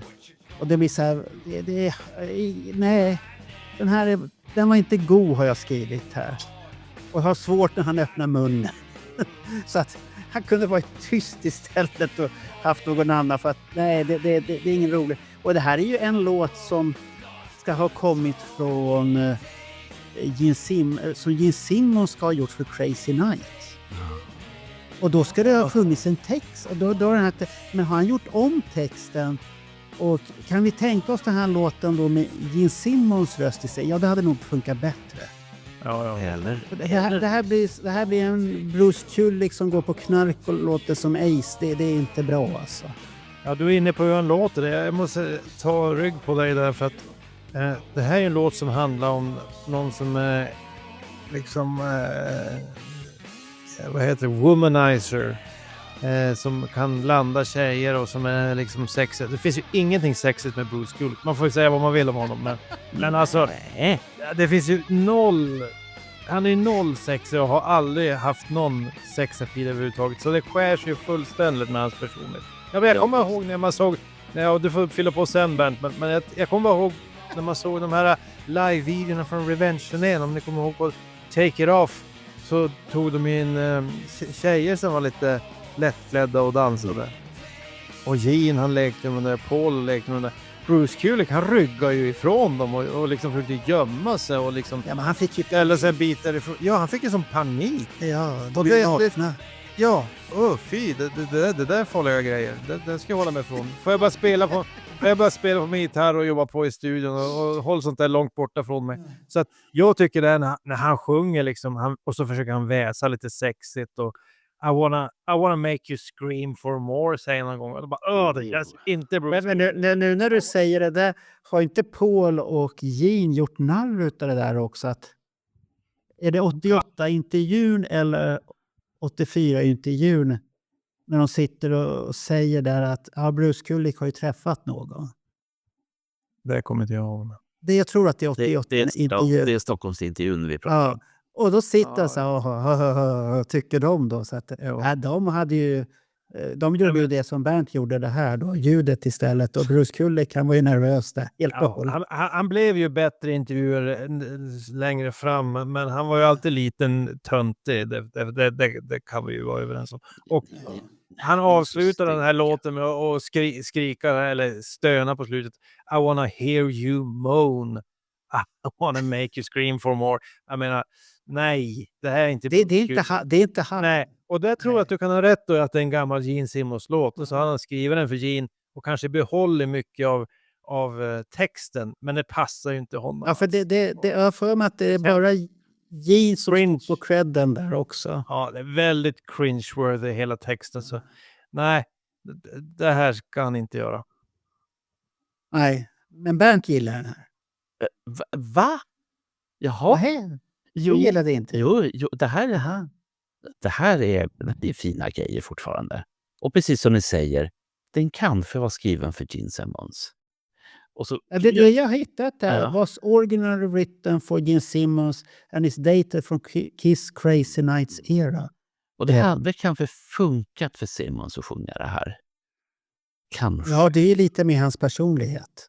Men så tänkte han, troligen Bruce, det att jag återanvänder den här som den är. Jag kanske kan sälja den till Simmons sen. Igen? Nej, nu har du förstört den här. Det är helt för... Så att du är inte förtjust i den heller. Nej, det kom inget överväldigande ifrån det. Så att, då går vi vidare då. Dogs of Morrison. Ja.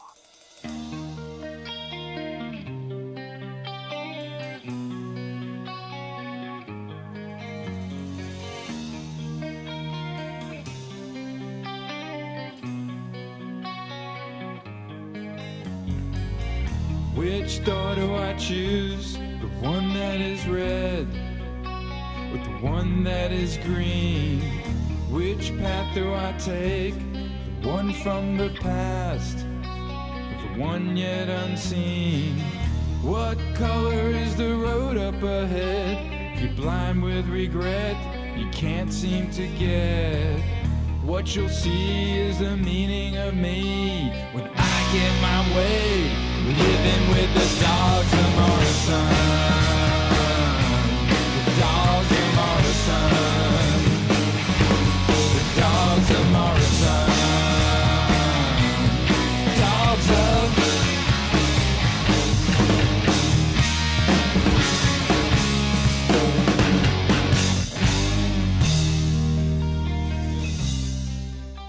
Jag tycker det här är en finstämd, fin sak.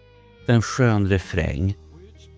Och så kommer han där och sjunger om hundarna på Morrison. Och han liksom nästan kryper in i mitt öra och vill sova middag där ihop med hundarna. Så att det här är... Ja, men det här tycker jag om. Det här är fina grejer. Men hur tolkar ni det här Vad säger du, Bernt? Jag säger, vill ni också krypa in i mitt andra öra och sova middag där? Nej. Nej. Men vad är Dogs of Morrison? Jag Vad fattar. fint. När jag tänker på Morrison, då är det Jim Morrison från The Doors. Och han hade... Ja, han hade jag tänkte på. Han hade 3 hundar. De hette Sage, Stoner och Thor. Det var det jag tänkte.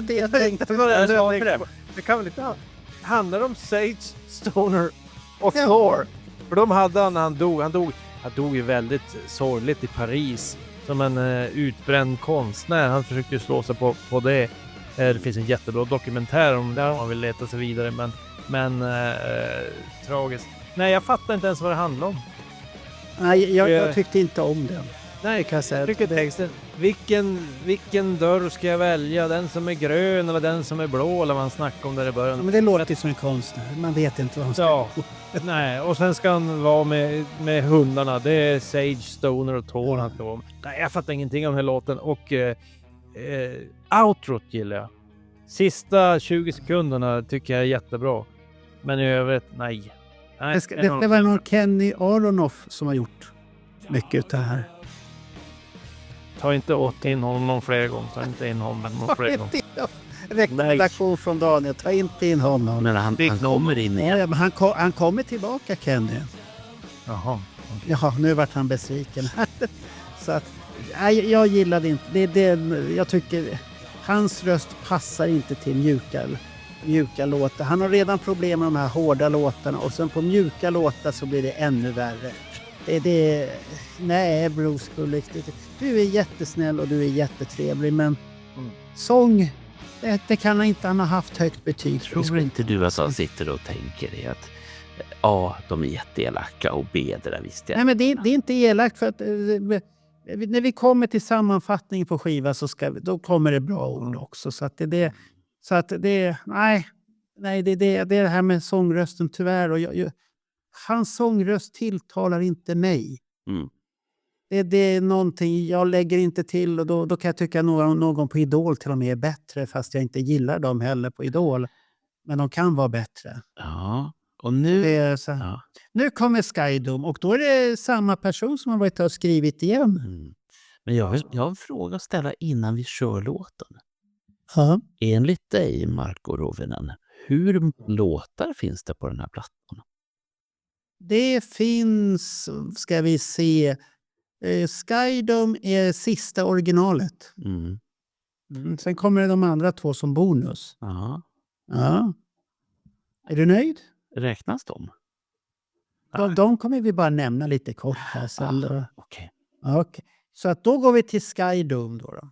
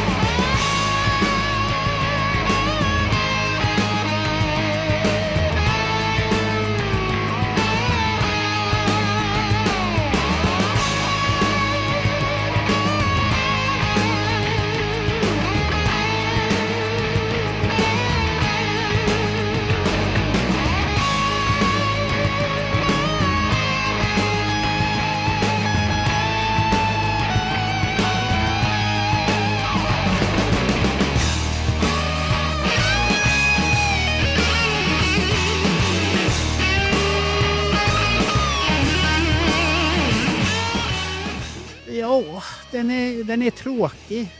Det enda positiva jag kunde hitta på den, det var solot han gör efter ett tag i låten och ett annat. Så de är lite roliga, men låten i sig själv är tråkig för att den påminner lite för mycket av de andra låtarna helt plötsligt. Det är lite samma stuk och då känner man, fan jag har ju hört den här. Nej, det har jag inte gjort. Jo, det har jag gjort. Nej, det har jag inte gjort. Och då, jag tyckte inte, och det, vad tycker ni om Skydome? Jag kan börja. Återigen så instämmer jag. Jag tycker den var lite tråkig. Och jag märkte det för att jag började lyssna efter andra saker. Du har ju Bruce Kulicks sologitarr som är genomgående genom hela låten. Men jag märker att jag kommer på mig själv att jag försöker lyssna efter, finns det några coola trumfills? Finns det någon rhythm guitar som låter coolt? Och det är som ett tecken på att det är lite tråkigt. Man börjar leta efter saker som någonting jag kan fastna för.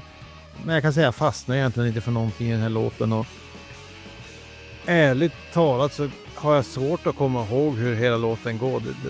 Den satt sig inte. Utan, och det kanske var några instrumentala för mycket. Jag får bara avsluta så kanske några instrumentala låtar för mycket för min smak. Och en ganska trött avslutning. Ja, vad säger du, Ben? Jag har en fråga till dig, du som nu har suttit och lyssnat efter annat också. För det som jag tänkte på med Skydome, den är ganska tydlig på en punkt. Och det är att instrumenten kletar i varandra. Det finns ingen klar ljudbild i den här låten, utan man har liksom bara ihop ljudbilden. Och då tänkte Vad jag... har man gjort där? En gång till? Jaha, ihop. det är ljudeffekten. Ja.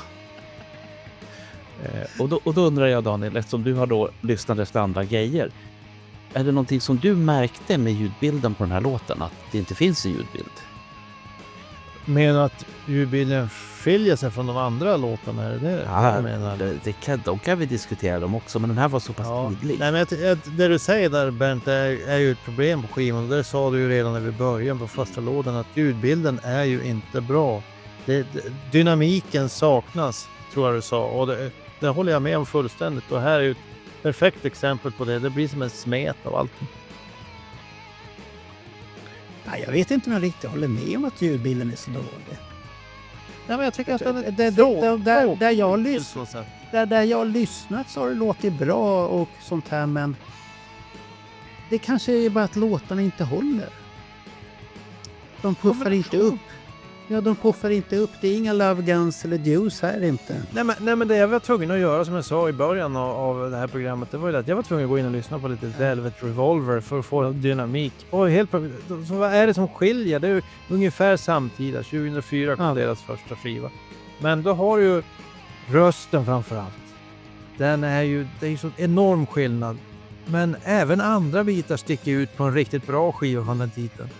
Jag tycker inte någonting sticker riktigt ut på den här skivan, och då får alla Bruce Kulick-fans tycka annorlunda, men för mig så blir det ganska tråkig ljudbild. Mm. Men sa du vad du tyckte, Bernt? Du tyckte att den var... Den var jobbig, den var bra men smetig, sa du. Ja, just det. Ja, men jag har mer, förstår du, Marco. Jaha, oj. Det finns en gitarrist som heter Brian May, som är lite så här välkänd. Dels för att han har ett väldigt personligt gitarrljud för det mesta. Och sen råkar han vara gitarrist i Queen också. Jaha, jag trodde bara att han gick runt och spelade gitarr lite här och var hade personligt gitt. Jo, det har han också. Okay. Men det finns en EP som han spelade in tillsammans med några andra jeppar. Jag tror det är Eddie Van Halen och något annat löst folk. De kallar sig för Starfleet, och de hade en EP som kom ut med ett par låtar. Och det här Skydome påminner om den här lilla Skyflighten, men inte på samma papper, inte samma dag, inte samma vecka.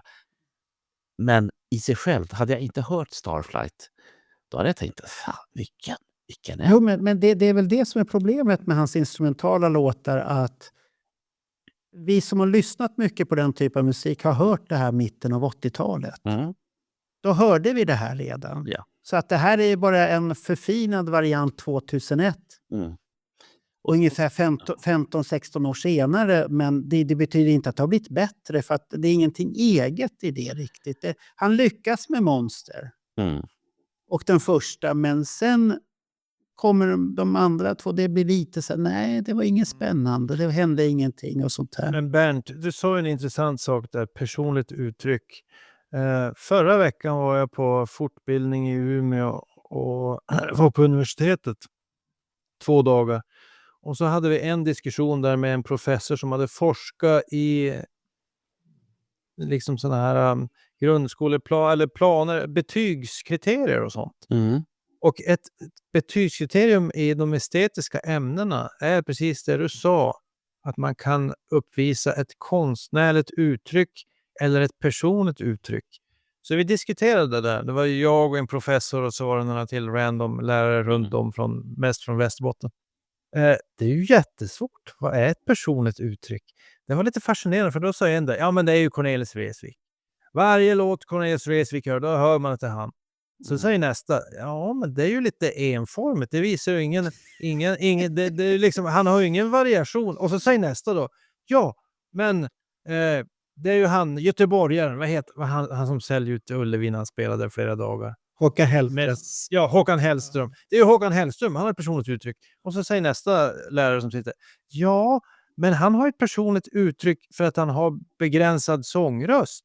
Är det vi ska bedöma? Så att de som inte klarar av att göra som det är tänkt, de ska ha höga betyg. Det var en jättefascinerande diskussion. Jag vet inte om det, men det är svårt. Det är svårt det där. Ja, så det är som du säger betyg. Men ska vi vara sådana, då slänger jag in ett gäng som heter Glitterband, som var Gary Glitters kompband 73-74. Var de unga? Var de väldigt unga? Nej, de var inte unga. Nej, inte så unga.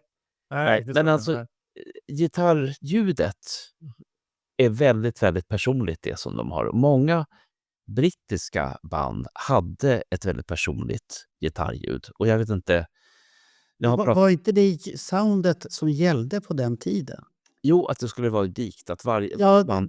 det skulle låta sådär. De härmade ju varandra så fruktansvärt på den tiden. Så att det ser man om du tittar på Top of the Pops. Mm.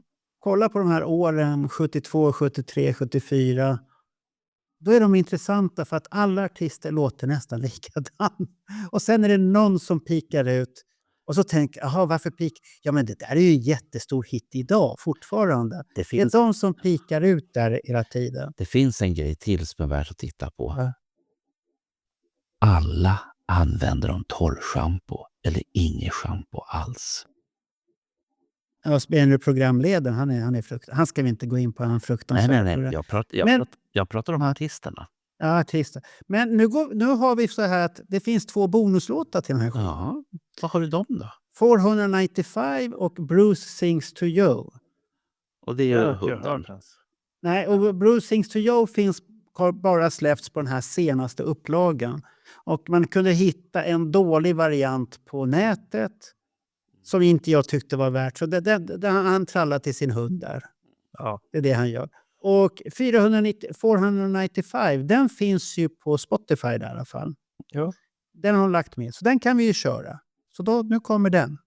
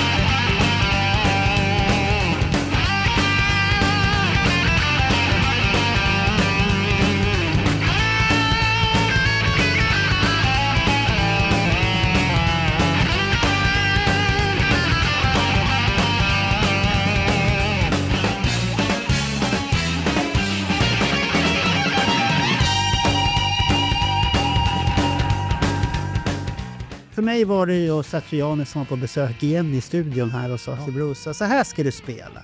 Men har inte du gjort det här för? Jo, men det här blir alltid lyckat. Det här säljer som fan. Och så har Bruce gjort så. Det här låter ju som Nazareth från 70-talet. Ja, det finns influenser där också, men jag tycker den är väl skön, men jag har hört det här förut så många gånger. Så att han gjorde det bättre på en tidigare låt, och jag förstår att det här var en additional tracks, limited editions, som det heter då. Så att det... Jag vet inte, har ni lyssnat på den låten själva? Ja, men jag kommer ihåg när den kom. Den måste ju ha varit på någon annan skiva innan. Var den på någon sån här... till en gitarrtidning eller... Jag kan ha blandat ihop det med Cherokee Boogie som Ace Frehley gjorde ungefär samtidigt. Men jag minns att jag hörde den väldigt tidigt efter att... om det inte var innan han hade slutat i Kiss. Eller jag kommer inte riktigt ihåg att jag hörde den. Och var 495? Var det en väg eller något sånt där? Jag kommer inte riktigt ihåg att det var... Jag vet inte, det var bra att det är. Det här är ju väldigt osäkert. Men som jag kommer ihåg det så var det med på någonstans att man kunde höra på det. Man var lite nyfiken på att höra Bruce på egen hand. Men jag tror att det handlar om en väg eller något sånt där. Och det ska vara lite sån här road. Och det har han ju sagt om första låten på skivan också. Att det ska vara en sån här låt man kan lyssna på om man åker i bilen eller sådär. Ja, men det kan man ju. Ja. Det funkar. Men det är väl en ganska skön instrumental låt det här också. Vi behövde ju inte en till. Nej. Men den finns i fler versioner. Ja, men nu har vi lyssnat på den som fanns där. Du ska alltid krångla till det där. Ja, men det är inte jag som krånglar till det. Jo, det är du som krånglar. Eric Carr har med den på den första tassens... vad heter de? CoreLogic. Men inte på de senare, vilket är intressant. Det betyder att de har bytt ut någon bonuslåt. Och sen så har Eric Singer tagit med den på... Jag tror att det är någon utbildning... Är det Eric Carrs låt då från början? Nej, det är Bruce Kulicks låt. Nej, Men vad gjorde den på den skivan då? han var väl snäll. Det var någon hyllning. Och ge till Eric Carr. Okej. Jag trodde det Han var ju att död. de skivor... Men jag trodde de skivorna skulle... Var det någon hyllning då eller... Jag trodde de skivorna skulle bara innehålla Eric Carr-låtar. Pass på den. Pass på den, okej. Ja. Så att det var den skivan. Vi Vi har klar. kommit i mål. Och hur står sig den här om vi jämför med andra Kiss-albumen då? Det blir spännande att höra. Vad tycker ni? Den står sig bättre än Ace Frehleys Comet-skivor. Var lägg. Nej, det står väl inte först för något. Vi måste ta en i taget. Ben får väl börja och säga var han placerar den. Du har några Ungen sånt här imorgon. Jodå, mycket. Ge han 2 stycken. Jag vet inte vad du ska ge han 2. Ja, han får 2. Jag har ju en flaska så det är inga problem. Ja, men okej. Du jämför. Vad placerar du den då? Ja, mitt i. 90. Det ger ju inga betyg. Nej, men du rankar de här skivorna vi har lyssnat. Slår han Vinny? Ska han krångla igen här? Slår han Vinny? Ja, men han ligger där mitt i. Han ligger... Ovanför Vinny. Är det ovanför Vinny? Ja, det är mitt i. Han har ju kastat ut Vinny från livbåten för länge sedan. Så det vet vi sen förut. Ja. Så vad lägger du den då, Daniel? Ja, alltså mina toppskivor hittills, det måste ju vara Frehleys första där. Paul Stanleys tyckte jag var bra. Peter Criss, Out of Control var överraskande bra. Sen tyckte jag att det blev en dipp. Det finns grejer på Vinnie Vincent. Ja, en ganska lång dipp ner. Men sen finns det ju då... Vinnie Vincent hade ju bra inslag på sina skivor. Ja, det här. Sången var jättejobbig att lyssna på. Gitarrsolen var jättejobbiga att lyssna på. Men låtarna i sig... Lite grann som det här är ju sången som förstör lite grann. Fast det finns ganska bra låtar. Men jag tror nog att jag skulle ranka den högre än Todd Howarth-skivan. Jag tror jag skulle ranka den ovanför Gene Simmons skiva också. För den är så spretig så jag vet inte vad jag ska göra med den. Men jag tror den hamnar precis under Vinnie Vincents skiva där någonstans. Då hamnar den långt ner alltså. Ja, det är långt ner. Långt ner, okej. Nej, jag skulle väl... Nu när jag har lyssnat lite på Gene Simmons skiva igen faktiskt. Så... Den är inte så jävla dålig. Jag kommer få skit för det. Men det finns roliga låtar på den. Och samma med Peter Criss. Men ja, ska man vara... Folk kommer väl halshugga med alla de som är Vinnies vänner här nu. Men den här ligger väl precis i samma kategori ungefär. Att Vinnies vän. det finns ju grejer som är bra och jag kan tycka om att lyssna på som är Vinnie. Men sen finns det grejer som jag absolut inte förstår ett jävla skit vad de gör där. Och jag inte kommer lyssna på överhuvudtaget. Så att det hamnar där nere. Sista tredjedelen. Om vi delar upp det i 4. Näst sista fjärdedelen där. Vad det krånglar till. Näst Fjärdedelen. Usch, vad mycket matte här. det är tredje gruppen utav 4 grupper då. Så Okej. Det blir ABC-gänget där som spelar. Och jag har ju rankat Vinny längst ner förut. Och det beror ju på att den musiken för mig... Det finns bra låtar, men den tilltalar inte mig på samma sätt än produktionen längre. Som det gjorde då när jag köpte skivan och tyckte att det här var ju jättehäftigt. Oj. Då var du kär. Men man kan ju lämna. Det är ju som... Antingen tar kärleken slut och så är den slut. Eller så är det som för Bernt att kärleken går igenom frost och allt möjligt och vulkaner. Och den består oavsett vad stjärnan gör, så består kärleken. Så att det där är upp till det. Men hur som helst är det alltid spännande att lyssna på en sån här skiva. För jag kommer inte ihåg när jag lyssnade igenom hela skivan senare. Det var länge sedan. Jag tycker det är roligt det här grejen vi kör, Hell or High Water, för att man tvingas lyssna på hela skivan. Och bara det är ju en intressant upplevelse. Sen att det inte är så bra skiva, det må... Vad tyckte ni var positivt med skivan då? Och vice versa negativt? Ja, om jag kan börja så tyckte jag att de här tunga spåren där i början på skivan, jag tyckte det fanns 2 spår där som jag jättegärna hade hört en annan sångare på. Som jag tycker att låtarna är bra, men som jag var inne på så är ju rösten den funkar ju inte ihop med låtarna. Och det var ju Changes Coming och Need Me. Och sen har jag en liten fäbless för den här Monster Island, den där instrumentala som jag tycker... Den instrumentala tycker jag var rätt bra. Men sen vet jag inte om det var så mycket mer. Ja, först låten är ju helt okej också, Paradise. Men i övrigt så slipper jag nog helst att lyssna på dem någon fler gånger. Bernt? Stackars. Jag sitter inte och gör det till ett helgon och säger att du ska lyssna på den här skivan igen, Bernt. Det kommer du inte göra. För när lyssnade du senast på skivan? Han hade ju aldrig hört den. Jag äger den ju inte. Det är det jag menar. Han försöker vara ett helgon här. Jag är så oskyldiga, Bernt. Fake news. Ja, fake news. Säger ni det en gång till så kan ni väl gå med i hans fanclub i så fall. Nej, jag ska inte gå med i hans fanclub. De orangea. Nej, tack. Nej, det är som du är så tyst så ska jag positivt. Han är en duktig gitarrspelare och det hör vi.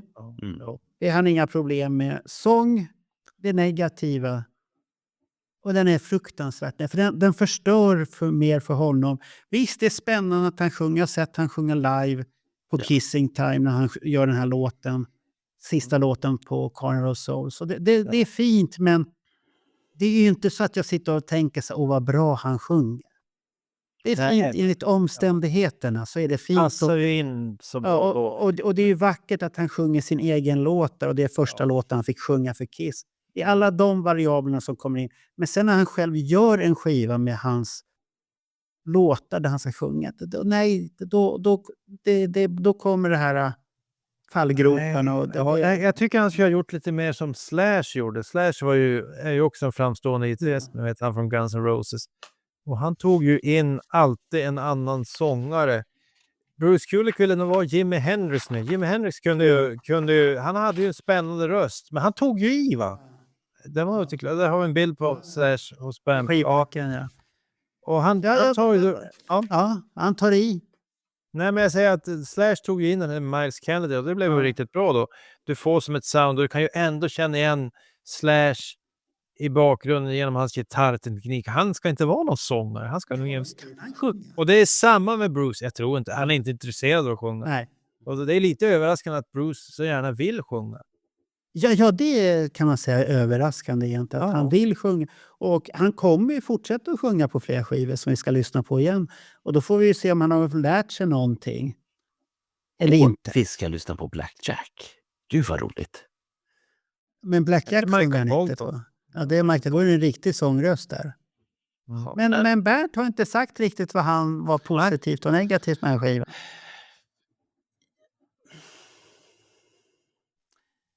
Vad är det Stampes pappa brukar säga? Jo, Stampes pappa brukar säga så här, enligt Stampe.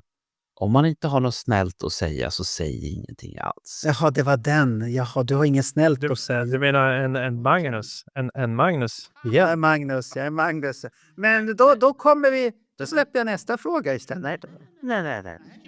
Du måste säga någonting. Du säger det så triggar det. Ja. Nej, men jag tycker som så här. Jag är väldigt förtjust i de instrumentala låtarna.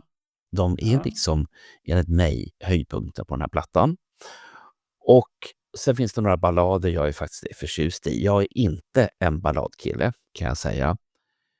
Och det gör att till exempel en låt som Forever är helt okej. Och det som man presenterar här är också helt okej. För att det är ungefär samma klet ungefär. Alltså, okej. Och jag tycker inte säga till dig, Daniel. Får du ta ett chillpill här?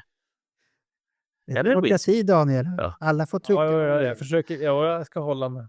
Ja, han ska hålla sig där, säger. Annars har jag Det är en jobbig kväll. hört att diktaturen, det är en bra grej. Jag håller till skivan nu istället, inte politik. Nej, men jag tror att jag var klar där. Då har jag sagt det fina. Det som jag faktiskt står för. Kan vi rekommendera den här skivan till våra lyssnare och Kiss-fans? Skulle du rekommendera den här?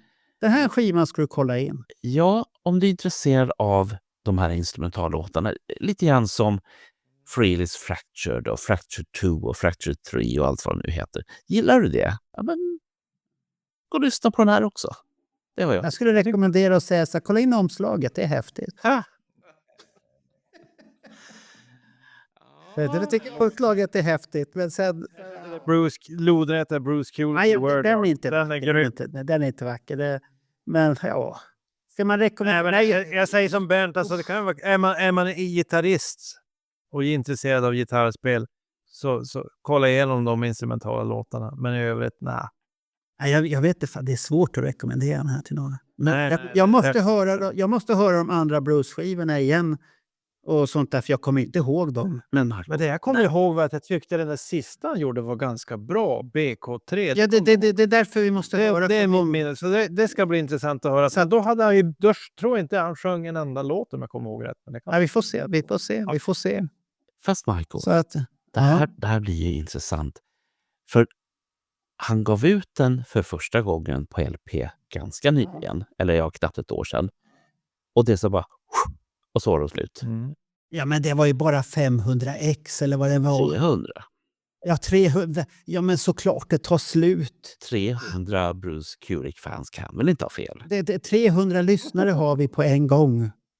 Ja, Det 2000. där ser så att det där är... Nej, det där håller. Ja, men det är ju lite jobbigt att höra när du sa att en del av hans låtar hade 5000 lyssnare. Det har man ju med när man gör en podcast själv. Ja, du ser. Det är tragiskt. Försöker du säga här nu, både Mark och Daniel, att vi har fler lyssnare än vad Bruce Kulick har lyssnare? Det är tråkigt. Om jag säger så här att... nej, vi säger ingenting mer. Jag tycker vi har pratat Jag säger det. om den där. Jag tycker vi har pratat så här. Stampes pappa är en klok man. Eller klok. En klok. Vi avslutar med att vi gillar Bruce. Stampes pappa, vet du vad han heter? Han heter Magnus. Så är det. Men vi måste ju också säga så här, vad ska vi sätta tänderna i nästa? Ja, det ska vi säga. Men innan vi kommer till det så säger vi så att vi säger så här, att vi gillar Bruce allihopa. Jag har träffat honom, jobbat med honom med Kissington. Jättetrevlig, lite tjurig när han lär känna och sånt här, men jättetrevlig och sånt här. Jag sa lite tjurig när han lärde känna. Innan han lärde känna så var han lite skeptisk, om man säger så här. Han vet Väldigt noggrann. Japp. Sen när han har lärt känna en så öppnar han sig och är väldigt trevlig. Och så att jag har ingenting mot hans personlighet, men han har gjort bra grejer på skivan och dåliga grejer. Så att det är ingenting sånt där, så att ingen ska haka upp sig. För att jag har förstått att vissa tror att vi hyllar där och tycker si och så. Nej, vi försöker gå igenom musiken. Vad har de gjort? Det är inte artister. Det är inte artister. Vad har de gjort? Och ibland blir det ju toppen som är Peter Criss för Daniel när han upptäcker Peter Criss. Vad heter din favorit igen? Vänta nu. There's nothing better than you. Där kom den igen. Den älskar jag. Ja, men vad ska vi göra nästa gång då? Vilken skiva? Ska vi ta någonting riktigt svårt eller? En Peter Criss-skiva. Och vi låter våra tittare välja. Nej, du ska inte blanda in tittarna. För det det är vi själva som väljer det här. Om vi säger så här, det är ju 35-årsjubileum på den där Trouble Walking i alla fall. Den gavs ut i oktober 89, det blir 35 år. Du vill ha rättelse för Aces fadäs. Det är ju ett förslag. Ett annat är som du säger, Bernt, det finns ju en andra skiva där av Peter Criss. Let me rock. Eller vi har ju andra artister vi skulle börja titta av. Eric Carr. Eric Carr. Han gjorde den där Rock'n'Roll i första med sina låtar. Vi har White Tiger med Mark St. John. Vad gjorde han? Förutom skaffa en stor frisyr. Ja, så titta att du ser vad man bekymrad. Det måste vara enda avsnittet i etern som handlar om White Tiger när vi gör det. Ja, men det måste ju göras också. Det är en tung skiva att göra, men ska vi ta Ace Trouble Walking och så att Daniel får lite glöd i sig igen och måste kämpa andra. Måste vi lova någonting? Ja, jag tycker vi har det vi alltid i slutet. Så att folk kan börja lyssna in sig på skivan. Men det kan de ju få rätt på om de kollar i vår Facebookgrupp. Nej, men det blir för kort varsel då. Det är bara en vecka eller något sånt där då. Det går inte. Så att jag tycker... Jag röstar på Trouble Walking, men har ni något? Vi kör på Trouble Walking. Det blir Ace. Ace comeback här nu. Han ska visa att han kan sjunga bättre än Bruce. Det gör han. Det gör han. Okej, då tackar vi med de orden. Det gör han. Tack. Spännande. Tack med de orden. Ja, spännande.